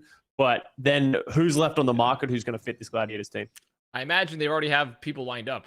Probably, I would think at this point. Yeah, like right. I would have to think they've had people lined up for this. I think the tank line to me is like, okay, you could hold on to Shu potentially. It seems like Outlaws are throwing a lot of weight around. Like, okay, I see. Like maybe you can't hit, and then like at least there's a chance where you can like, or maybe even Shu won it out, right? Like I don't know. And you couldn't hold, and then Skewed left. Like I think they lost definitely some of their best components. Like losing Shu and Skewed is a huge blow. Losing Space and Reiner is a huge fucking blow. They've managed to retain Astro and Kevster, so great. I think like those two pieces are enough to start with. Like for most teams, you can start building something good with that. Like those are two fantastic players. But it's still like, especially in like the Overwatch 2 environment, I have a hard time believing there's that many replacements out there for like Reiner Space. I just don't know like what those solutions are. So I don't know. I mean, if the rumors are that Reiner's theoretically going to like Defiant maybe with that American Tornado reunion, right? So like could be a situation there, but then it's like, well, why do you lose Space? Like I would like really, especially if Space, like I think the other rumor is like been hinting is always like is like the London thing, but I'm like, well, that seems odd. Like why would Space leave to go London unless he like truly believes it's going to be the much better team eventually? Because I have a hard time believing the salaries will be equivalent unless there's been like a giant. Where did that rumor come from? Because the only time I saw that rumor was because It's just on circulating Ladder, online. yeah, on Ladder circulating he online. had a Spitfire profile picture on Ladder. I'm Well, convinced. also there's I'm been sold. like Like, there's also been memes as well, but like obviously once again, this is why it's like an insane. It's a rumor. Like Yeah. there's nothing substantiated about it anyway. I'm not saying. I it's true. just have no wondered idea. where that It's just came a from rumor. because the only source, bro, trust me, source that I saw was the fucking picture in game of the Spitfire logo. Like, Yeah, if I was I mean, a that's player in the really off season, I'd be changing that motherfucker every week. I'd be fucking boom, Soul Infernal, boom, I'm going fucking Dynasty. You know what I mean? Like, Well, just technically, Soul random Infernal, fucking I don't think teams. they actually have any artwork in the They game, don't yet, right? no, So I agree. But you know what I mean? Like, I'd be fucking with the public if they Yeah. believe rumors just off of a profile picture. Yeah. I mean, it would make I am sense too, worried no? about this. For London? I mean, it Does would. it make I don't think sense it's for like Space though. Like, but yeah, does what's I Space guess it wouldn't opinion? be I mean, the like worst, but I mean, London He's had a a good Western year. player getting signed in the Overwatch League. That's a rarity. yeah, well, yeah, Yeah, but like, it depends on like why it depends though. Like what we don't know the circumstances of Space leaving Glads. Was he cut? What did they or not cut, but rather did they not renew his contract? Did he himself choose to leave when he had an option I think his open? contract expired. Let me see. Go to Twitter again. Yeah, just but I don't know. But the thing is, I don't know if they explained like I don't know if he left because he wanted to leave or like Woody had an option to like because your contract can expire, right? But you can still be like, I want to negotiate a new contract. Like my contract expiring, I want to negotiate a new contract to stay on this team, or my contract expiring, I wish to leave. You know? Yeah, I mean, if that was we the don't case, know. he's probably just like exploring options as well. And maybe it's too early to say whether he's resigning or It could not. be. Like he could totally It could be. He resign to the could be Gladiators. I'm resigned. not counting Yeah. that out. There's a lot of different options. There's a lot of different options there. But the point being is like, you know, if Glads truly believed, like, if Glads don't believe Space is an asset, because generally if you believe someone's an asset, you almost always just re-sign them. You know. But maybe his contract was too high. Like maybe he had an option and that kind of stuff, and they were like, "Hey, we can't justify re-signing your option for how high your contract is, with the way that the market's going." And then maybe Gladiators, like maybe Space wanted to play, but they're like, "Hey, we're gonna offer you half what we paid you last year." Space is like, "Well, I don't want to do that, right? Yeah, Like, I don't." That's a very real possibility. And However, I don't think London is going to solve that for it. Christopher's not coming with the bag. That's for sure. So that's what I'm saying is that, like, if any of that, like a lot of the speculation where it currently stands doesn't make a lot of sense, right? Because if it's a financial reason, going to London doesn't make sense. If it's unless somehow Glads in London offer the same salary, in which case, like maybe London theoretically could be the more successful franchise for this year. I don't know. There's a lot of unanswered questions for Glads. You know, another connection is there that London Spitfire played out of Los Angeles this past year as well. So, you know, if they're doing that next year again, then, you know, it wouldn't have to be too far of a move for Space either. I think it would kind of make sense. I think it'd be a great team for him, actually. I'd be really curious to see that. He didn't play a lot this year, but people forget that Space actually came in and was a good Junker Queen. And also he was supposed to be their Zarya Devolve tank in stage 4 before he got sick. So I think, you know, just purely guessing, I'm guessing that Space still has it. And he's like a capable tank player in the Overwatch League still. So, and everyone fucking loves Space. He's a fucking sick guy. So who wouldn't want to have Space on their team? So I actually think he's quite an attractive asset in that, like, I think a lot of teams would actually, like, you know, check if there's some interest from Space on joining some of their teams. So I hope he gets back into the league this next year. I think he still certainly He's got what pull it off. takes to still compete. Yeah. 100%. I think Space 100% still has what it takes to compete. And like I think Reiner does too, obviously. I mean, they won 2 stages, the guy. There's definitely a lot of talent from this team. I don't know if this team is going to end up getting more Korean players since they picked up Lastro, or they go more of a Western angle because Lastro also can work with Western players. He's been competing on mixed rosters for a long time now. So like there's a really interesting potential for this team because also they could go any direction realistically. But I mean, I would think they'd want to probably just continue to go mixed, but who knows? Yeah, I mean, Who knows really? Gladiators is a mystery to me, honestly. They've mystified me. Yeah, I don't know what their direction is. Their core is still good though. Honestly, I know Glad's fans are doom and gloom, but Kepster, Astro, Lastro is a solid 3-piece starting point. I think you add Kai and then add a good tank. That's a good 5-player core that can really do a lot of things. Right? You're retaining the Gladiators star player kind of like attitude of like we signed like, you know, players with a lot of like name value, but also who are like really sick at the game. So if they added Kai and Dante, I'd be fucking stoked to watch this team. You know? Yeah, I'd be down. Yeah. Like, I don't think it's going to be the same powerhouse of a roster that they had last year, but like, I think it would still be a roster that could compete with any team, like on any given meta. Yeah. What about the coaching staff? Have they discussed Hunter and Face at all? They're still on the team. We haven't heard anything about them, which makes me think that did they keep Smash? I can't see because it's so pixelated. But did they retain Smash? I don't think they've announced anything. Yeah. They're all. I can't. Still. I literally can't. It's their lines on my your screen. voice is even lagging. You know the internet's bad when your voice lagging. They're all still showing that they're on the team. So there's been no announcement of anything. Yeah. That's good. We know that the coaching staff is super solid. Hunter's in Australia. Oh, okay. So because he came into. Though to be fair, I don't think it's. I don't think this the Liquipedia is super updated because also I'm looking at this and for 2023 it still shows Birdring as a content creator for Gladiators. That's PogChamp.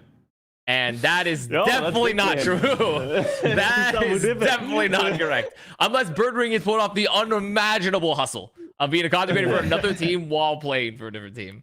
Well, his personal page is updated, so surely if you went to Hunter's personal page. Dude, there it is. That's present. He's a fucking legend, bro. Look at that guy. He really is a legend, honestly. Dude, I don't know if anybody, none of you watched this. If Matt was here, if only Matt was here, there was a guy on Australian Love Island that looked exactly like Hunter. It's crazy. Australian Love Island. Australian Love Island, yeah, Jordan from Australian Love Island. I'm like, holy shit, is this what Hunter's doing in his fucking off season? He just goes to fucking Australian Love Island to find love. Insane levels of graph. And Custa's gone again. Why are you watching Australian Love Island?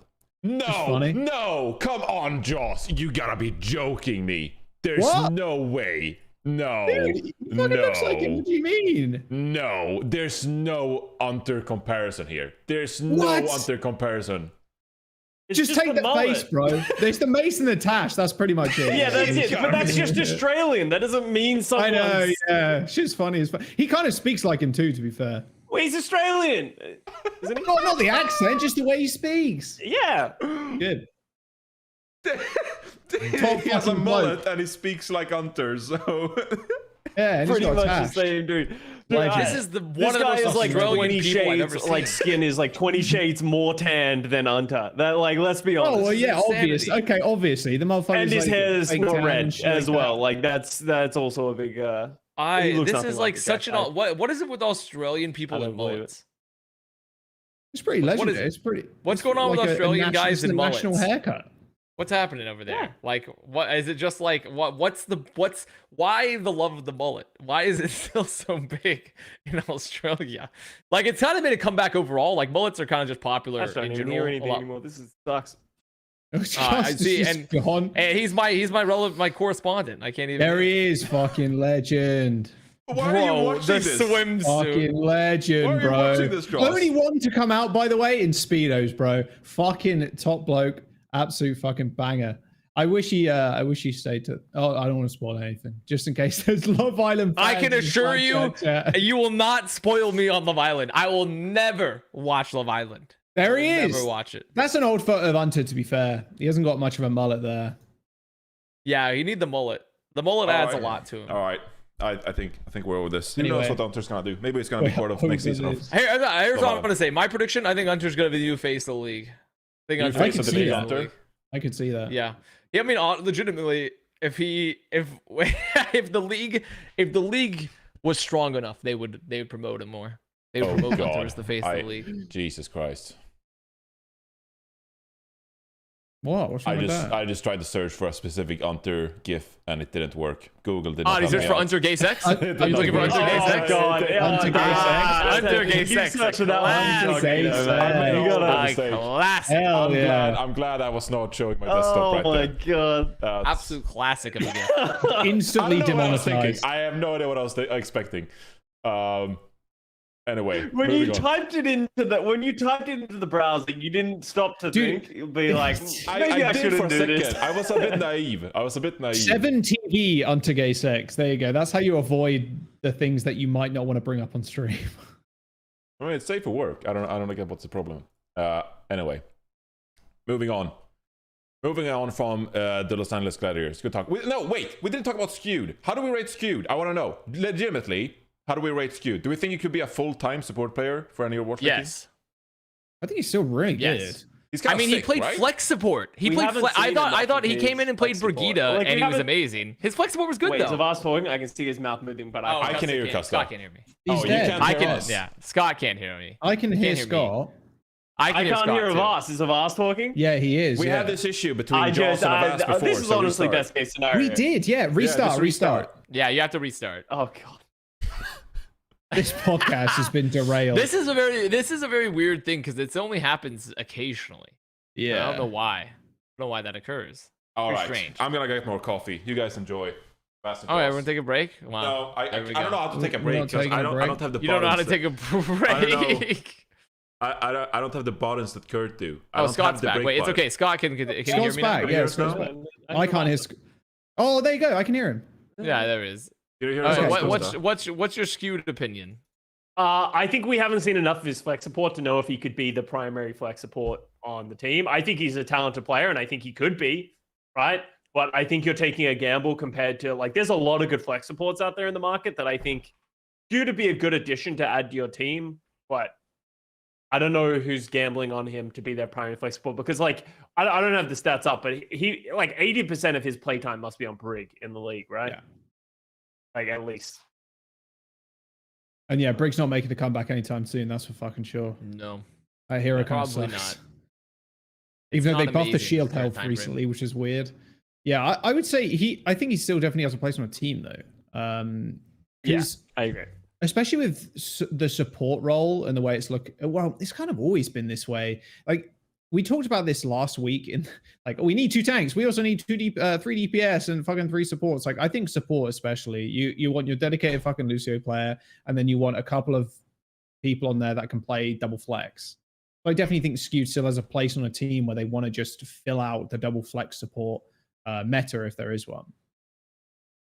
We good? Yeah, we're good. I think so. Yeah, we're good. Good talk. Good Florida talk. Mayhem. They're what are they cooking? What's going on with this team? Fucking crazy shit. I cannot Yeah. believe this. That Florida Mayhem is the team that signed Chorong. I know. How have they gotten away with this? How have they gotten away with this? Smug Avast. What's going on with it within the Florida Mayhem? I mean, facility? I'm not even. I don't even know how I'm supposed to be smug about this because it's not me. I'm not the one signing like anyone. It's not my department. I'm not the GM of the team. No, but you're part of the second hand. The parent organization, sure. I guess. I would say that the player market exploded. Hmm. Hmm. There you go.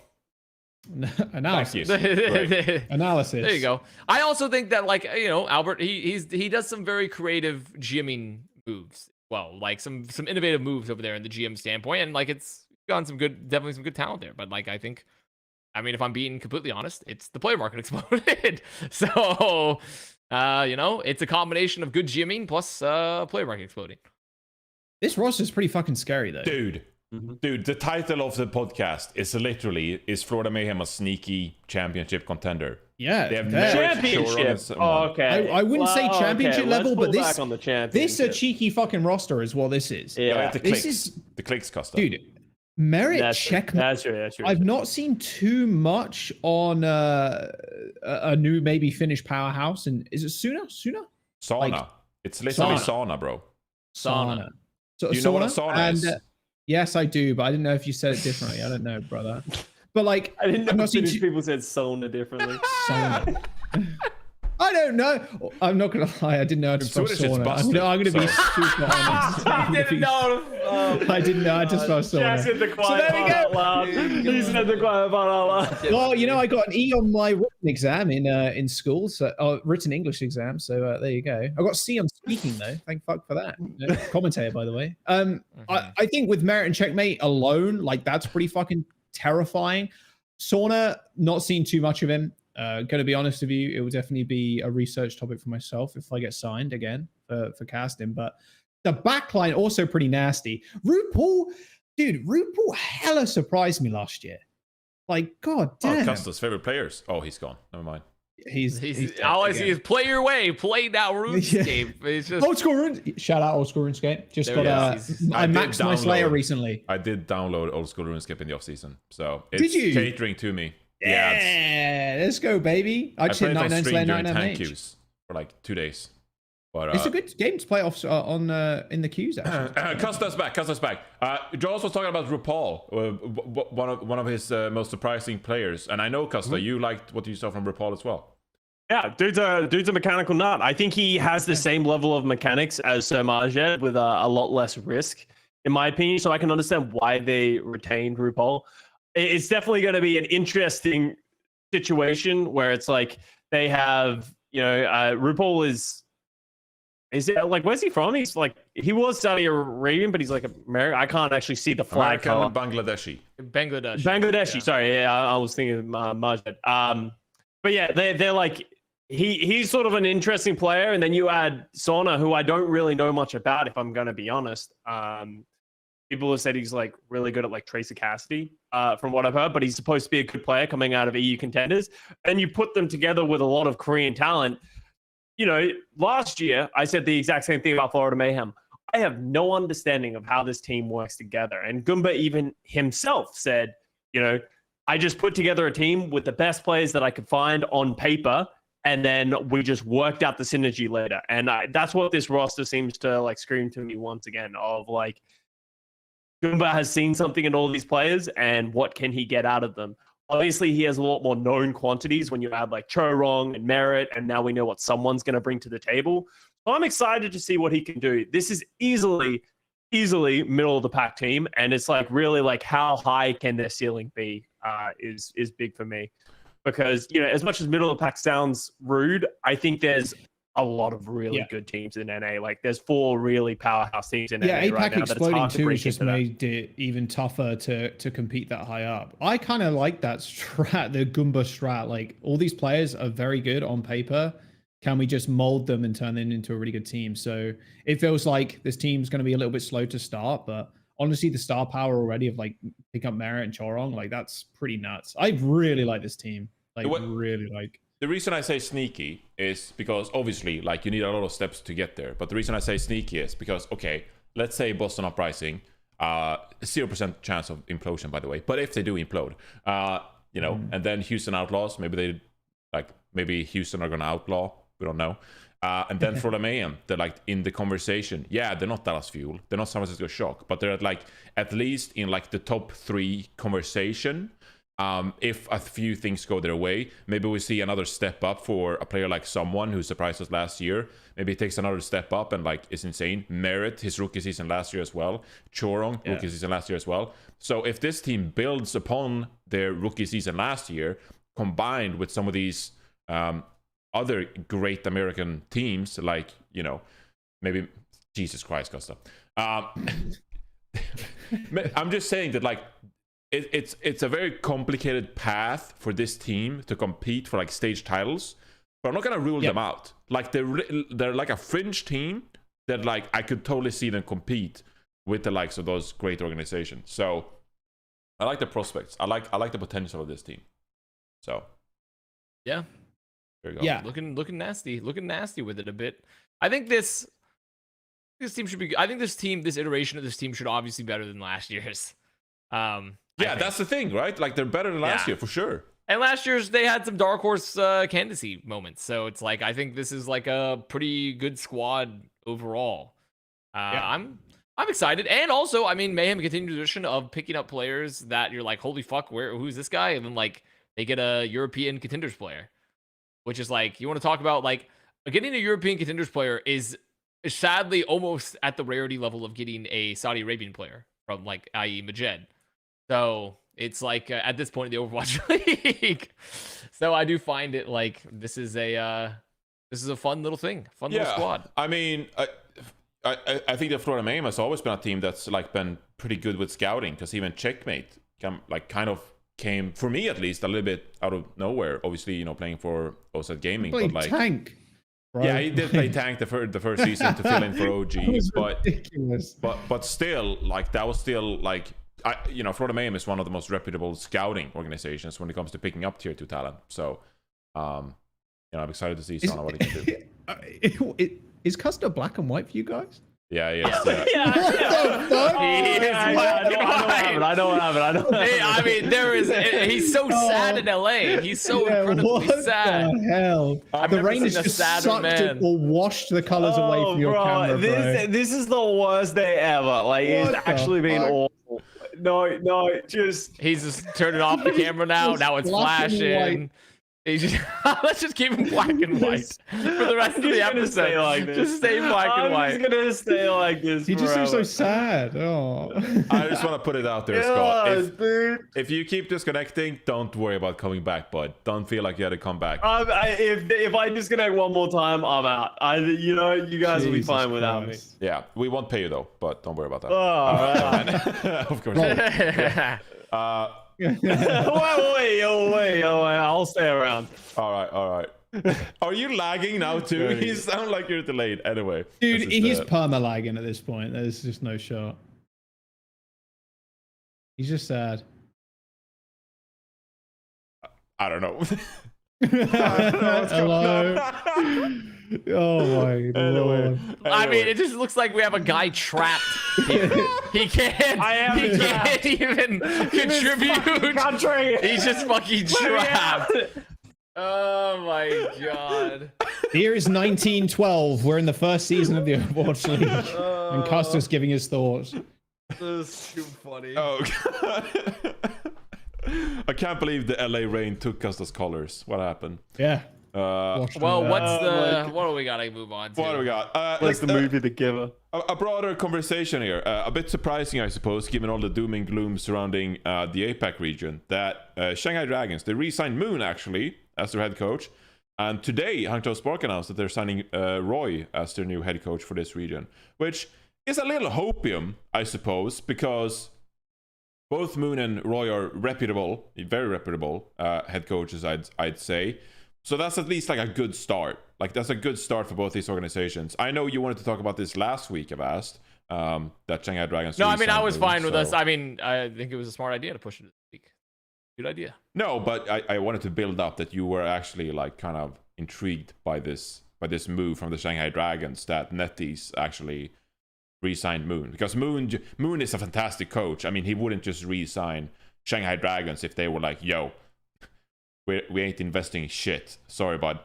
Like, it feels like a good sign that Moon is resigning, because it gives off the idea that Shanghai Dragons might at least sign like a good team this year, regardless of the circumstances. No? Am I perhaps going a bit too far? Am I being too ambitious? That's some copium right there. That's copium? That's a big. You don't copium. think Moon would have wanted to go to NA and compete? No, but I don't think I think it's really hard to find options, especially if he didn't want to leave Korea. I think well, here's the thing. I'm not saying it's good. I think Moon is a good coach. I think it makes sense why Shanghai re-signed him. I understand why Moon went, but I think just by default, assuming that he's going to be able to sign good players, I think is difficult, because he doesn't have the allure of superstar players. Like, it's not like he retained Lip and is like, come to the Dragons, I got Lip, we can build around this, right? He has nothing to build for, and all the best talent has already moved to NA. So I'm really curious to see who he's going to sign. if I was taking a stab in the dark, he might have profit. Like, I think if he had the opportunity, I think he has the idea that he can get profit. It also comes in what type of contract and how much money does he have to work with in a lot of ways, right? Because in the past, Shanghai Dragons had a lot of money to work with, and they've been able to put that out. NetEase is the company that just had the issue with Overwatch, right? So are they, as much as they keep their spot and they're going to try somewhat, are they going to be able to invest the same amount as they have in the past? And that is what I think the real challenge is for the Dragons. Yeah, I think that's a very fair assessment. I'm just like, I'm just shocked that Moon's back for Shanghai. I was blown away from this. I was like, what the fuck? I couldn't believe that this had even occurred. So I'm really, especially when we're going to get into that topic, but like with Hangzhou making some moves too, I'm more than anything else, I'm just like, wait a minute. Is this the first time I felt it this whole offseason after even incredible grand finals? Hope? Is this hope? Like, why? Because why would these teams even be here unless APAC is figured out, right? Unless they figured out a solution. Like, why would Moon be re-signed? Why would Hangzhou sign a coach? Like what? I don't know what's happening.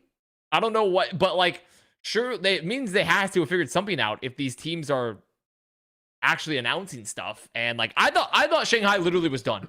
I thought when their social media manager posted like, "Hey guys, we're closing the office. Everyone's gone." I'm like, okay, well, that's not good. Like, I think this is the end of the franchise. But apparently, I don't know what they've done here. But the only thing I can think of, though, but it's still like very interesting, is like, how does this work with China? Because I could see something theoretically. I could still see like, okay, we brought back Moon, Korean head coach. Before they generally had mostly Korean, like pretty much Korean roster. Like, okay, we could easily relocate to Korea and play. Even though I doubt the franchises want to do that. Sounds like from other things I've heard, they don't want to do that, but they could. But like Hangzhou is signing, obviously this is kind of jumping the gun, but like, they're signing like Ray. So it's like, I don't know. I'm just, all of this is like, holy shit, I can't believe it. APAC is alive. I can't believe APAC is alive, is what It doesn't matter what condition they're alive. That's all that matters, right? I'm just insanely interested to see like how they're integrated next year. Like, what is the solution for this publishing deal? But I'm just ecstatic to see that this franchise is just still alive. They are still operational. They're just lagging, bro. The APAC is just lagging as a region. They're just lagging. Yeah, true. Well, they are, right? I mean, I don't think any of us expect them to be publicly announcing roster moves or like signings or whatever, at least for another like month, bro. Like, I expect them to announce something a week before the league starts at this point, just going on how obviously we don't know how the NetEase deal is going. We don't know what's going down there, but the APAC team is going to be the last teams, I would imagine, to fulfill all of their rosters, like 100%, or at least the Chinese teams, I suppose. So.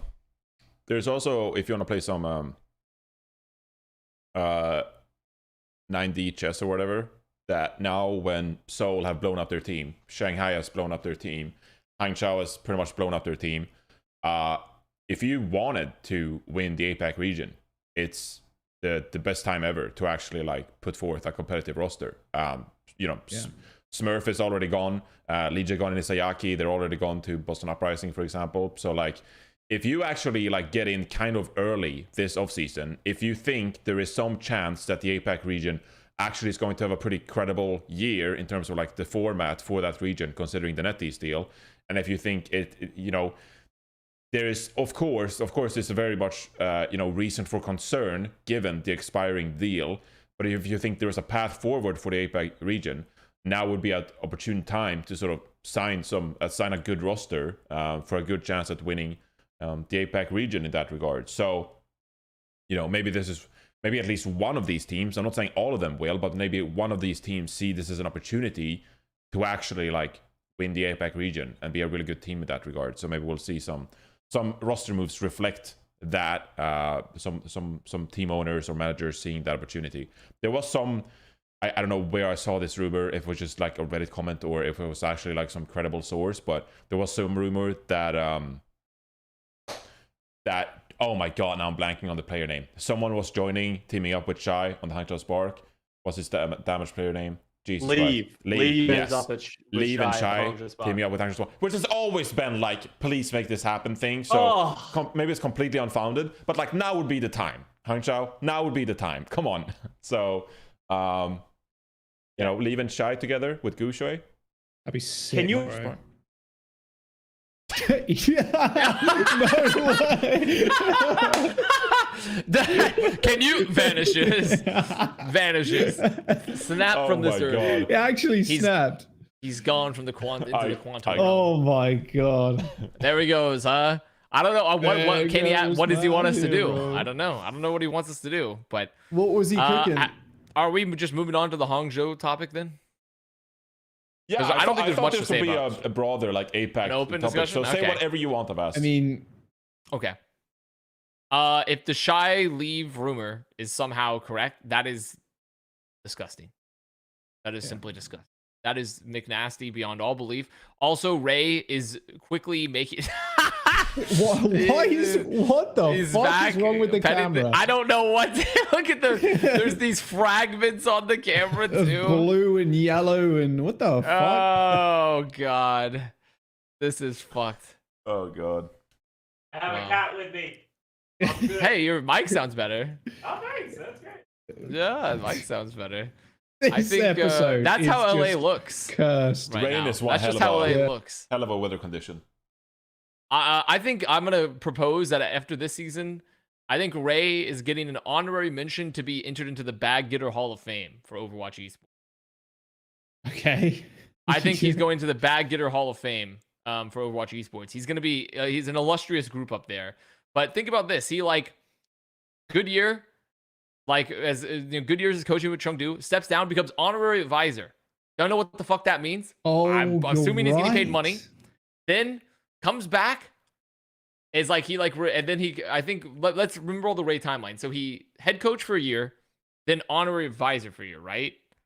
And then he comes back and then leaves again, if I'm remembering properly. And then now he's back to head coach Spark after the APAC explosion. I need to find his Wikipedia, but I just think like 2019 coach, and then yes. 2020 he skipped almost the entirety of 2020, and then 2020 to 2022 he was the coach and then the advisor for 3 months. Yeah. So I think I guess he's not quite there. Actually, that's not as bad as I thought. Like for some reason I was under the impression that he had had more of that honorary coaching thing, but he kind of just did like he just coached. Oh, because he then- casted for a year in 2020. Yeah, that's what I was thinking. Yeah, because he went to cast and then he did 2021. And then actually no. He's not illustrious enough to get into the Bag Getter Hall of Fame. He's not nearly close enough to that level. Never mind. Ray, you're still safe. You have not entered the Bag Getter Hall of Fame. Still overall. Also, your results are way better than most of the Bag Getter Hall of Fame, to be fair. So Ray, you're actually just a good coach. A good community figure, probably. Only one that make the Chengdu magic work so far. But I was on Spark. And I want to know also if the secondary part of that, if the Shy leave rumor is true, that's Chinese players. How is that going to work? Exactly. I don't know. Still? Yeah.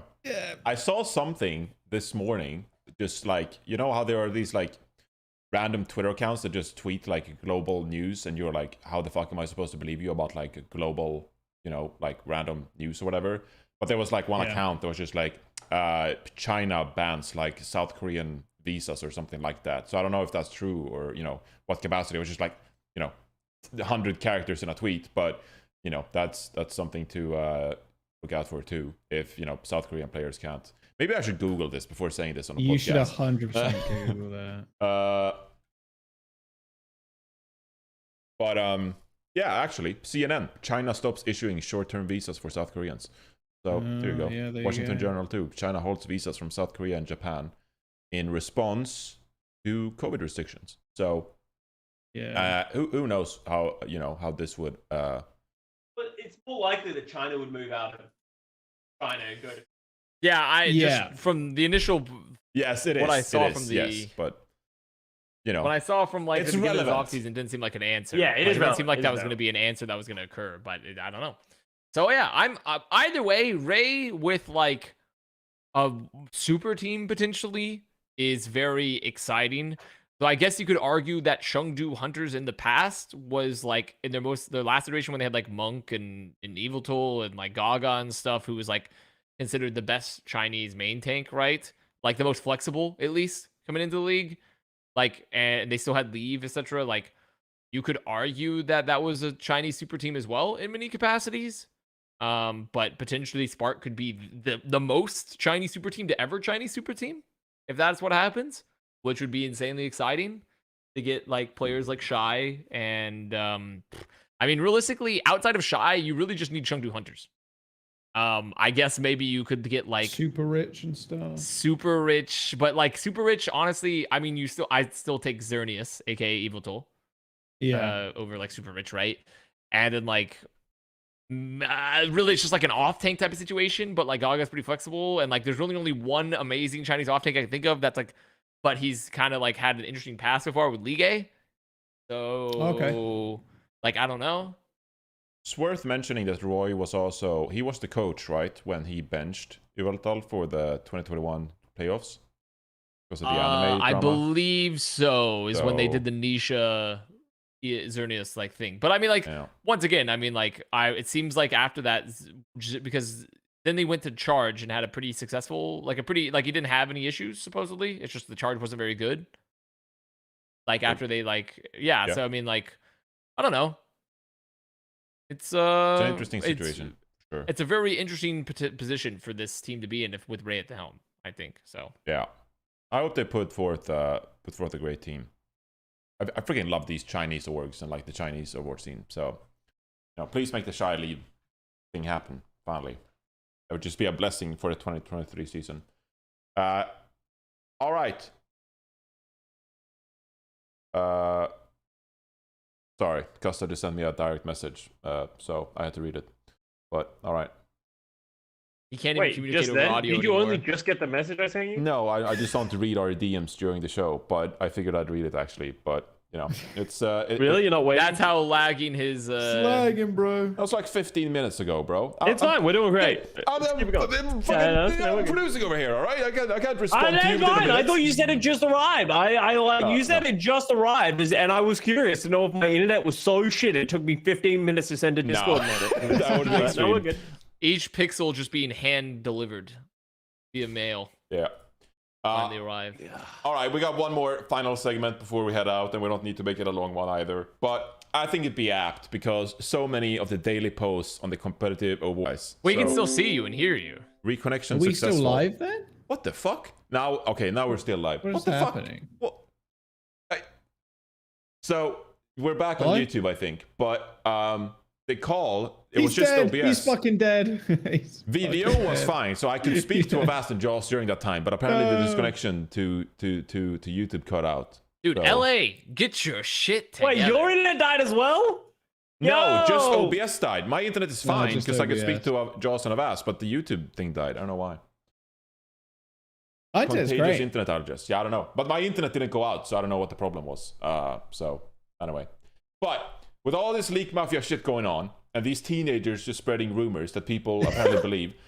These teenagers. I figured we'd create some player moves by ourselves. So, yeah, the topic is too long for the bar. I don't give a shit anymore. But, so I figured, let's create some rumors on the show, guys. One rumor is, okay? Let's create some rumors here. What is one player you want to go to see to a team? What is one player you want to see join a team that you don't have any inside information from? Maybe you do have inside information from. What's a move you want to see happen? Could be Dante to the Gladiators, for example. I've heard so much about Dante to the Gladiators, guys. So, let's get on that. I want to see Yaki go to the Glads as well. I want to see Yaki go to Glads just so him and Kevster can take a dookie on the league, and I can finally cash in. I'm going to be honest, I've been cashing in a lot of Smug Bucks this offseason. I think a lot of times I've been cashing in a lot of Smug Bucks. I need one final huge withdrawal of Smug when Yaki and Kevster, if that's a duo, then to take a big Does dookie anyone keep track of when you just say shit and then you don't get a lot it of right? people do. Who holds you 100%. accountable? Because A lot of people. The Yaki one has not paid dividends. And here's the thing. That's what I'm saying. That's what I'm saying. Are you telling me if Yaki ends up in the same team as Kevster, that Yaki's going to play? In what meta does Yaki play over Kevster? I would play with. I think he'd play with Kevster.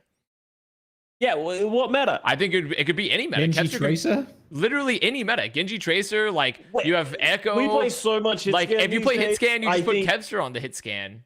Kevster can play hit Miyaki scan. Tracer, Kevster's really good at Kevster.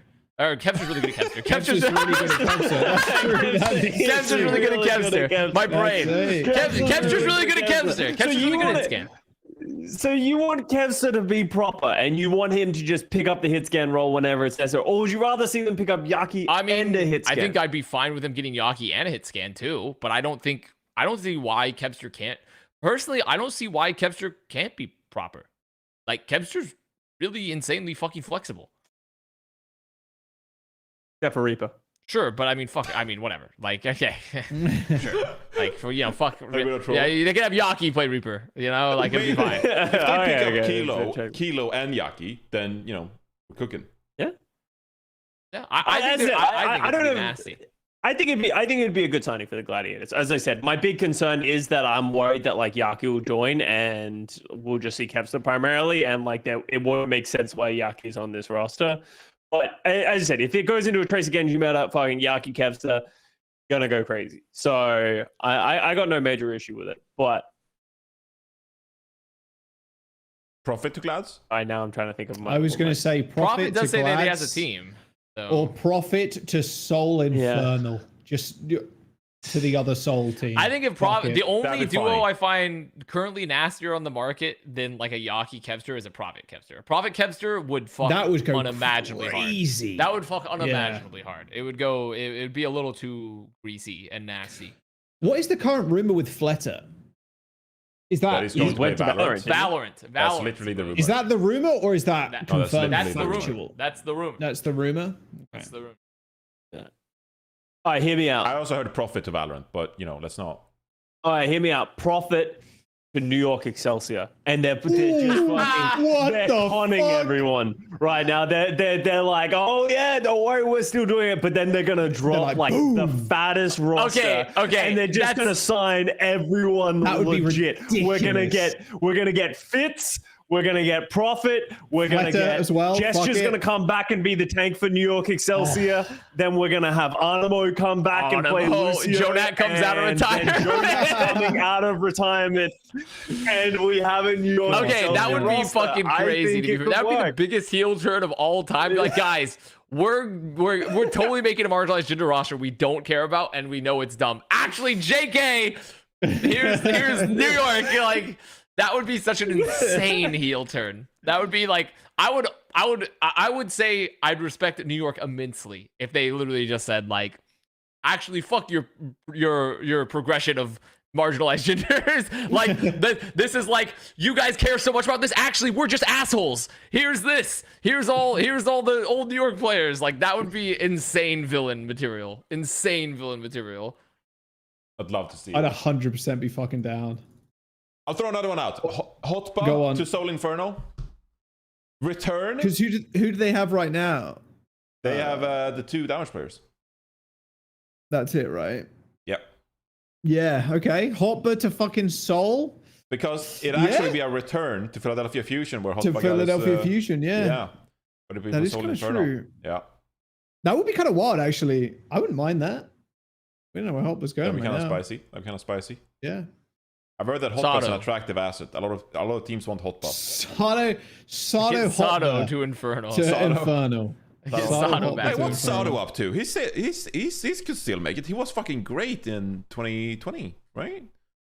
Toronto, That was pretty decent, good. yeah. Toronto Defiant. Yeah, he was all right on that Toronto Defiant. It was like him and Hisu trying to pave the way with Winston Trace and Yeah, I shit. don't think he was bad. He was solid at least. I Yeah. don't think he had like a particularly standout time, but he definitely was solid. That's a possibility. Yeah. There you go. But that's it. I don't have any more player suggestions. That's all I got. no more players that you guys just can't wait to see get signed in the league. No. I've got anything. Mostly because I have 9 minutes till I have to leave. So Oh, Alright. Well, Alright, we sweet. can give you some. We can give you what's it called when they in Zoom meetings when they're like, we'll give you 5 minutes of your time back or something like that. They always say that at the end of meetings, like if you end the meetings early, they're just like, oh, we'll give you 5 minutes of your time back for the day or something. Can I like have that. internet? I think it depends. Instead? Yeah. yeah. Trade Yeah, that for let's give you stock some of your internet. We'll do that. We'll do that. All right, let's just head the fuck out there. Bren's player of the week. Let's just head out. Bren's player of the week. LA internet company. LA internet, yeah. LA infinite structure. Yeah, let's do that. Fuck it. Let's Making make a it funny abundantly episode. clear. Who is actually your internet provider, Custa? Bel Air Internet. Bel Air. Never even heard of them. No, I've didn't never know heard it of existed. What the fuck? They're a business provider. They do it. They're usually really good. They're good. They're solid. As I said, I think like our whole area, not just like our internet, is like thing. I think it's Right. just old infrastructure out here. To be You fair, live I in did an get the old flood building. warning on my phone. No, Yeah. but I think the infrastructure around it, like the building, has to work off of the lines that are Right. in the ground. Well, did it flood? Because I got flood warnings. Yeah, we had flood. It's been raining for fucking. It's been awful. Yeah. Yeah, Rolled. there's been lots of floods here too. Shout out Bel Air Internet, Brent's Player of the Week. Yeah. Yeah, For making love this it. episode funny. People want to know where they think. People want us to speculate where Jake is going. I think Jake is gonna team up with Jaws for broadcast talent this upcoming year. So There we the go. Jaws and There you Jake go. JJ Back down. duo. Yours and The Jake. JJ Redick. I think mean, that- Jake is going to be the desk. He's not going to be on the desk. He's going to be He's the gonna desk. be. He's gonna take Danny's role because he can translate and thing. Yeah. He's gonna be his own host and his own analyst, and he's just There gonna we be go. a one-man band. None and of do us the are desk. getting picked up next year. Jake is just the broadcast. gonna be a And he's one-man gonna broadcast. cast. Oh, you himself. meant that He's he gonna do single-handedly is the desk product. And To the be fair, casters as I well. actually was going from the direction that he was going to be the physical desk, and you're going to. That's lay what your I thought papers as well, in- and I was Oh, very. okay. But but you know what? Trust me. I was very much looking That- forward to the Angela Ziegler drawing of Jake as a physical manifestation of the desk while we actually talk. Like, and He is a table. he is the He's actual got good table. core strength. He's got good core strength. Yeah, I know that he is could true, do it. He yeah. could hold the plank. He could hold the There plank. you go. Yeah. Jake is now a table. The desk. Yeah, Epic. yeah. I don't think anyone knows what I don't Jake's think wants to do. anybody He's knows. just queuing ranked and streaming. So, Legend. yeah. Friends Player of the Week, LA Internet Company, specifically Bel Air Woo! Internet, supporting Custa. We thank you, Custa, for joining us from the 1950s. Hope to have you on again next week. Hopefully, the next 70 years go well. Yeah. Well, fingers crossed. We do have rain coming on Saturday, Friday, and Sunday. So best of luck to you, Custa. It's going to be a wild week of streams for you. I'm in Toronto. I'm getting the Toronto. fuck out of Yeah, here and going Toronto. to somewhere way Yeah. colder. That's right. That's right. I don't know if you have Not free me. internet on your phone, but I do. So I can just plug in my internet and No, Doing that I'm just gonna plug my own stream. I'm going to the Liquid facility. I'm gonna stream out of there today. So Whoa! we'll see how that goes. Whoa! Holy shit. Sponsored Okay. streamer, PogChamp. Check it out. Yeah, Pretty check lit. it out. Pretty lit. Sponsored Pog. All right. Thank you so much for tuning in today. Plat Chat episode 159, I think it is. That was one heck of an episode. We'll see you guys next week, and hopefully we have some news then, because there were like new news this week. So Fuck please give all. us more news, guys. We'd appreciate that. Take care, everybody. Thank you. Ah. Oh.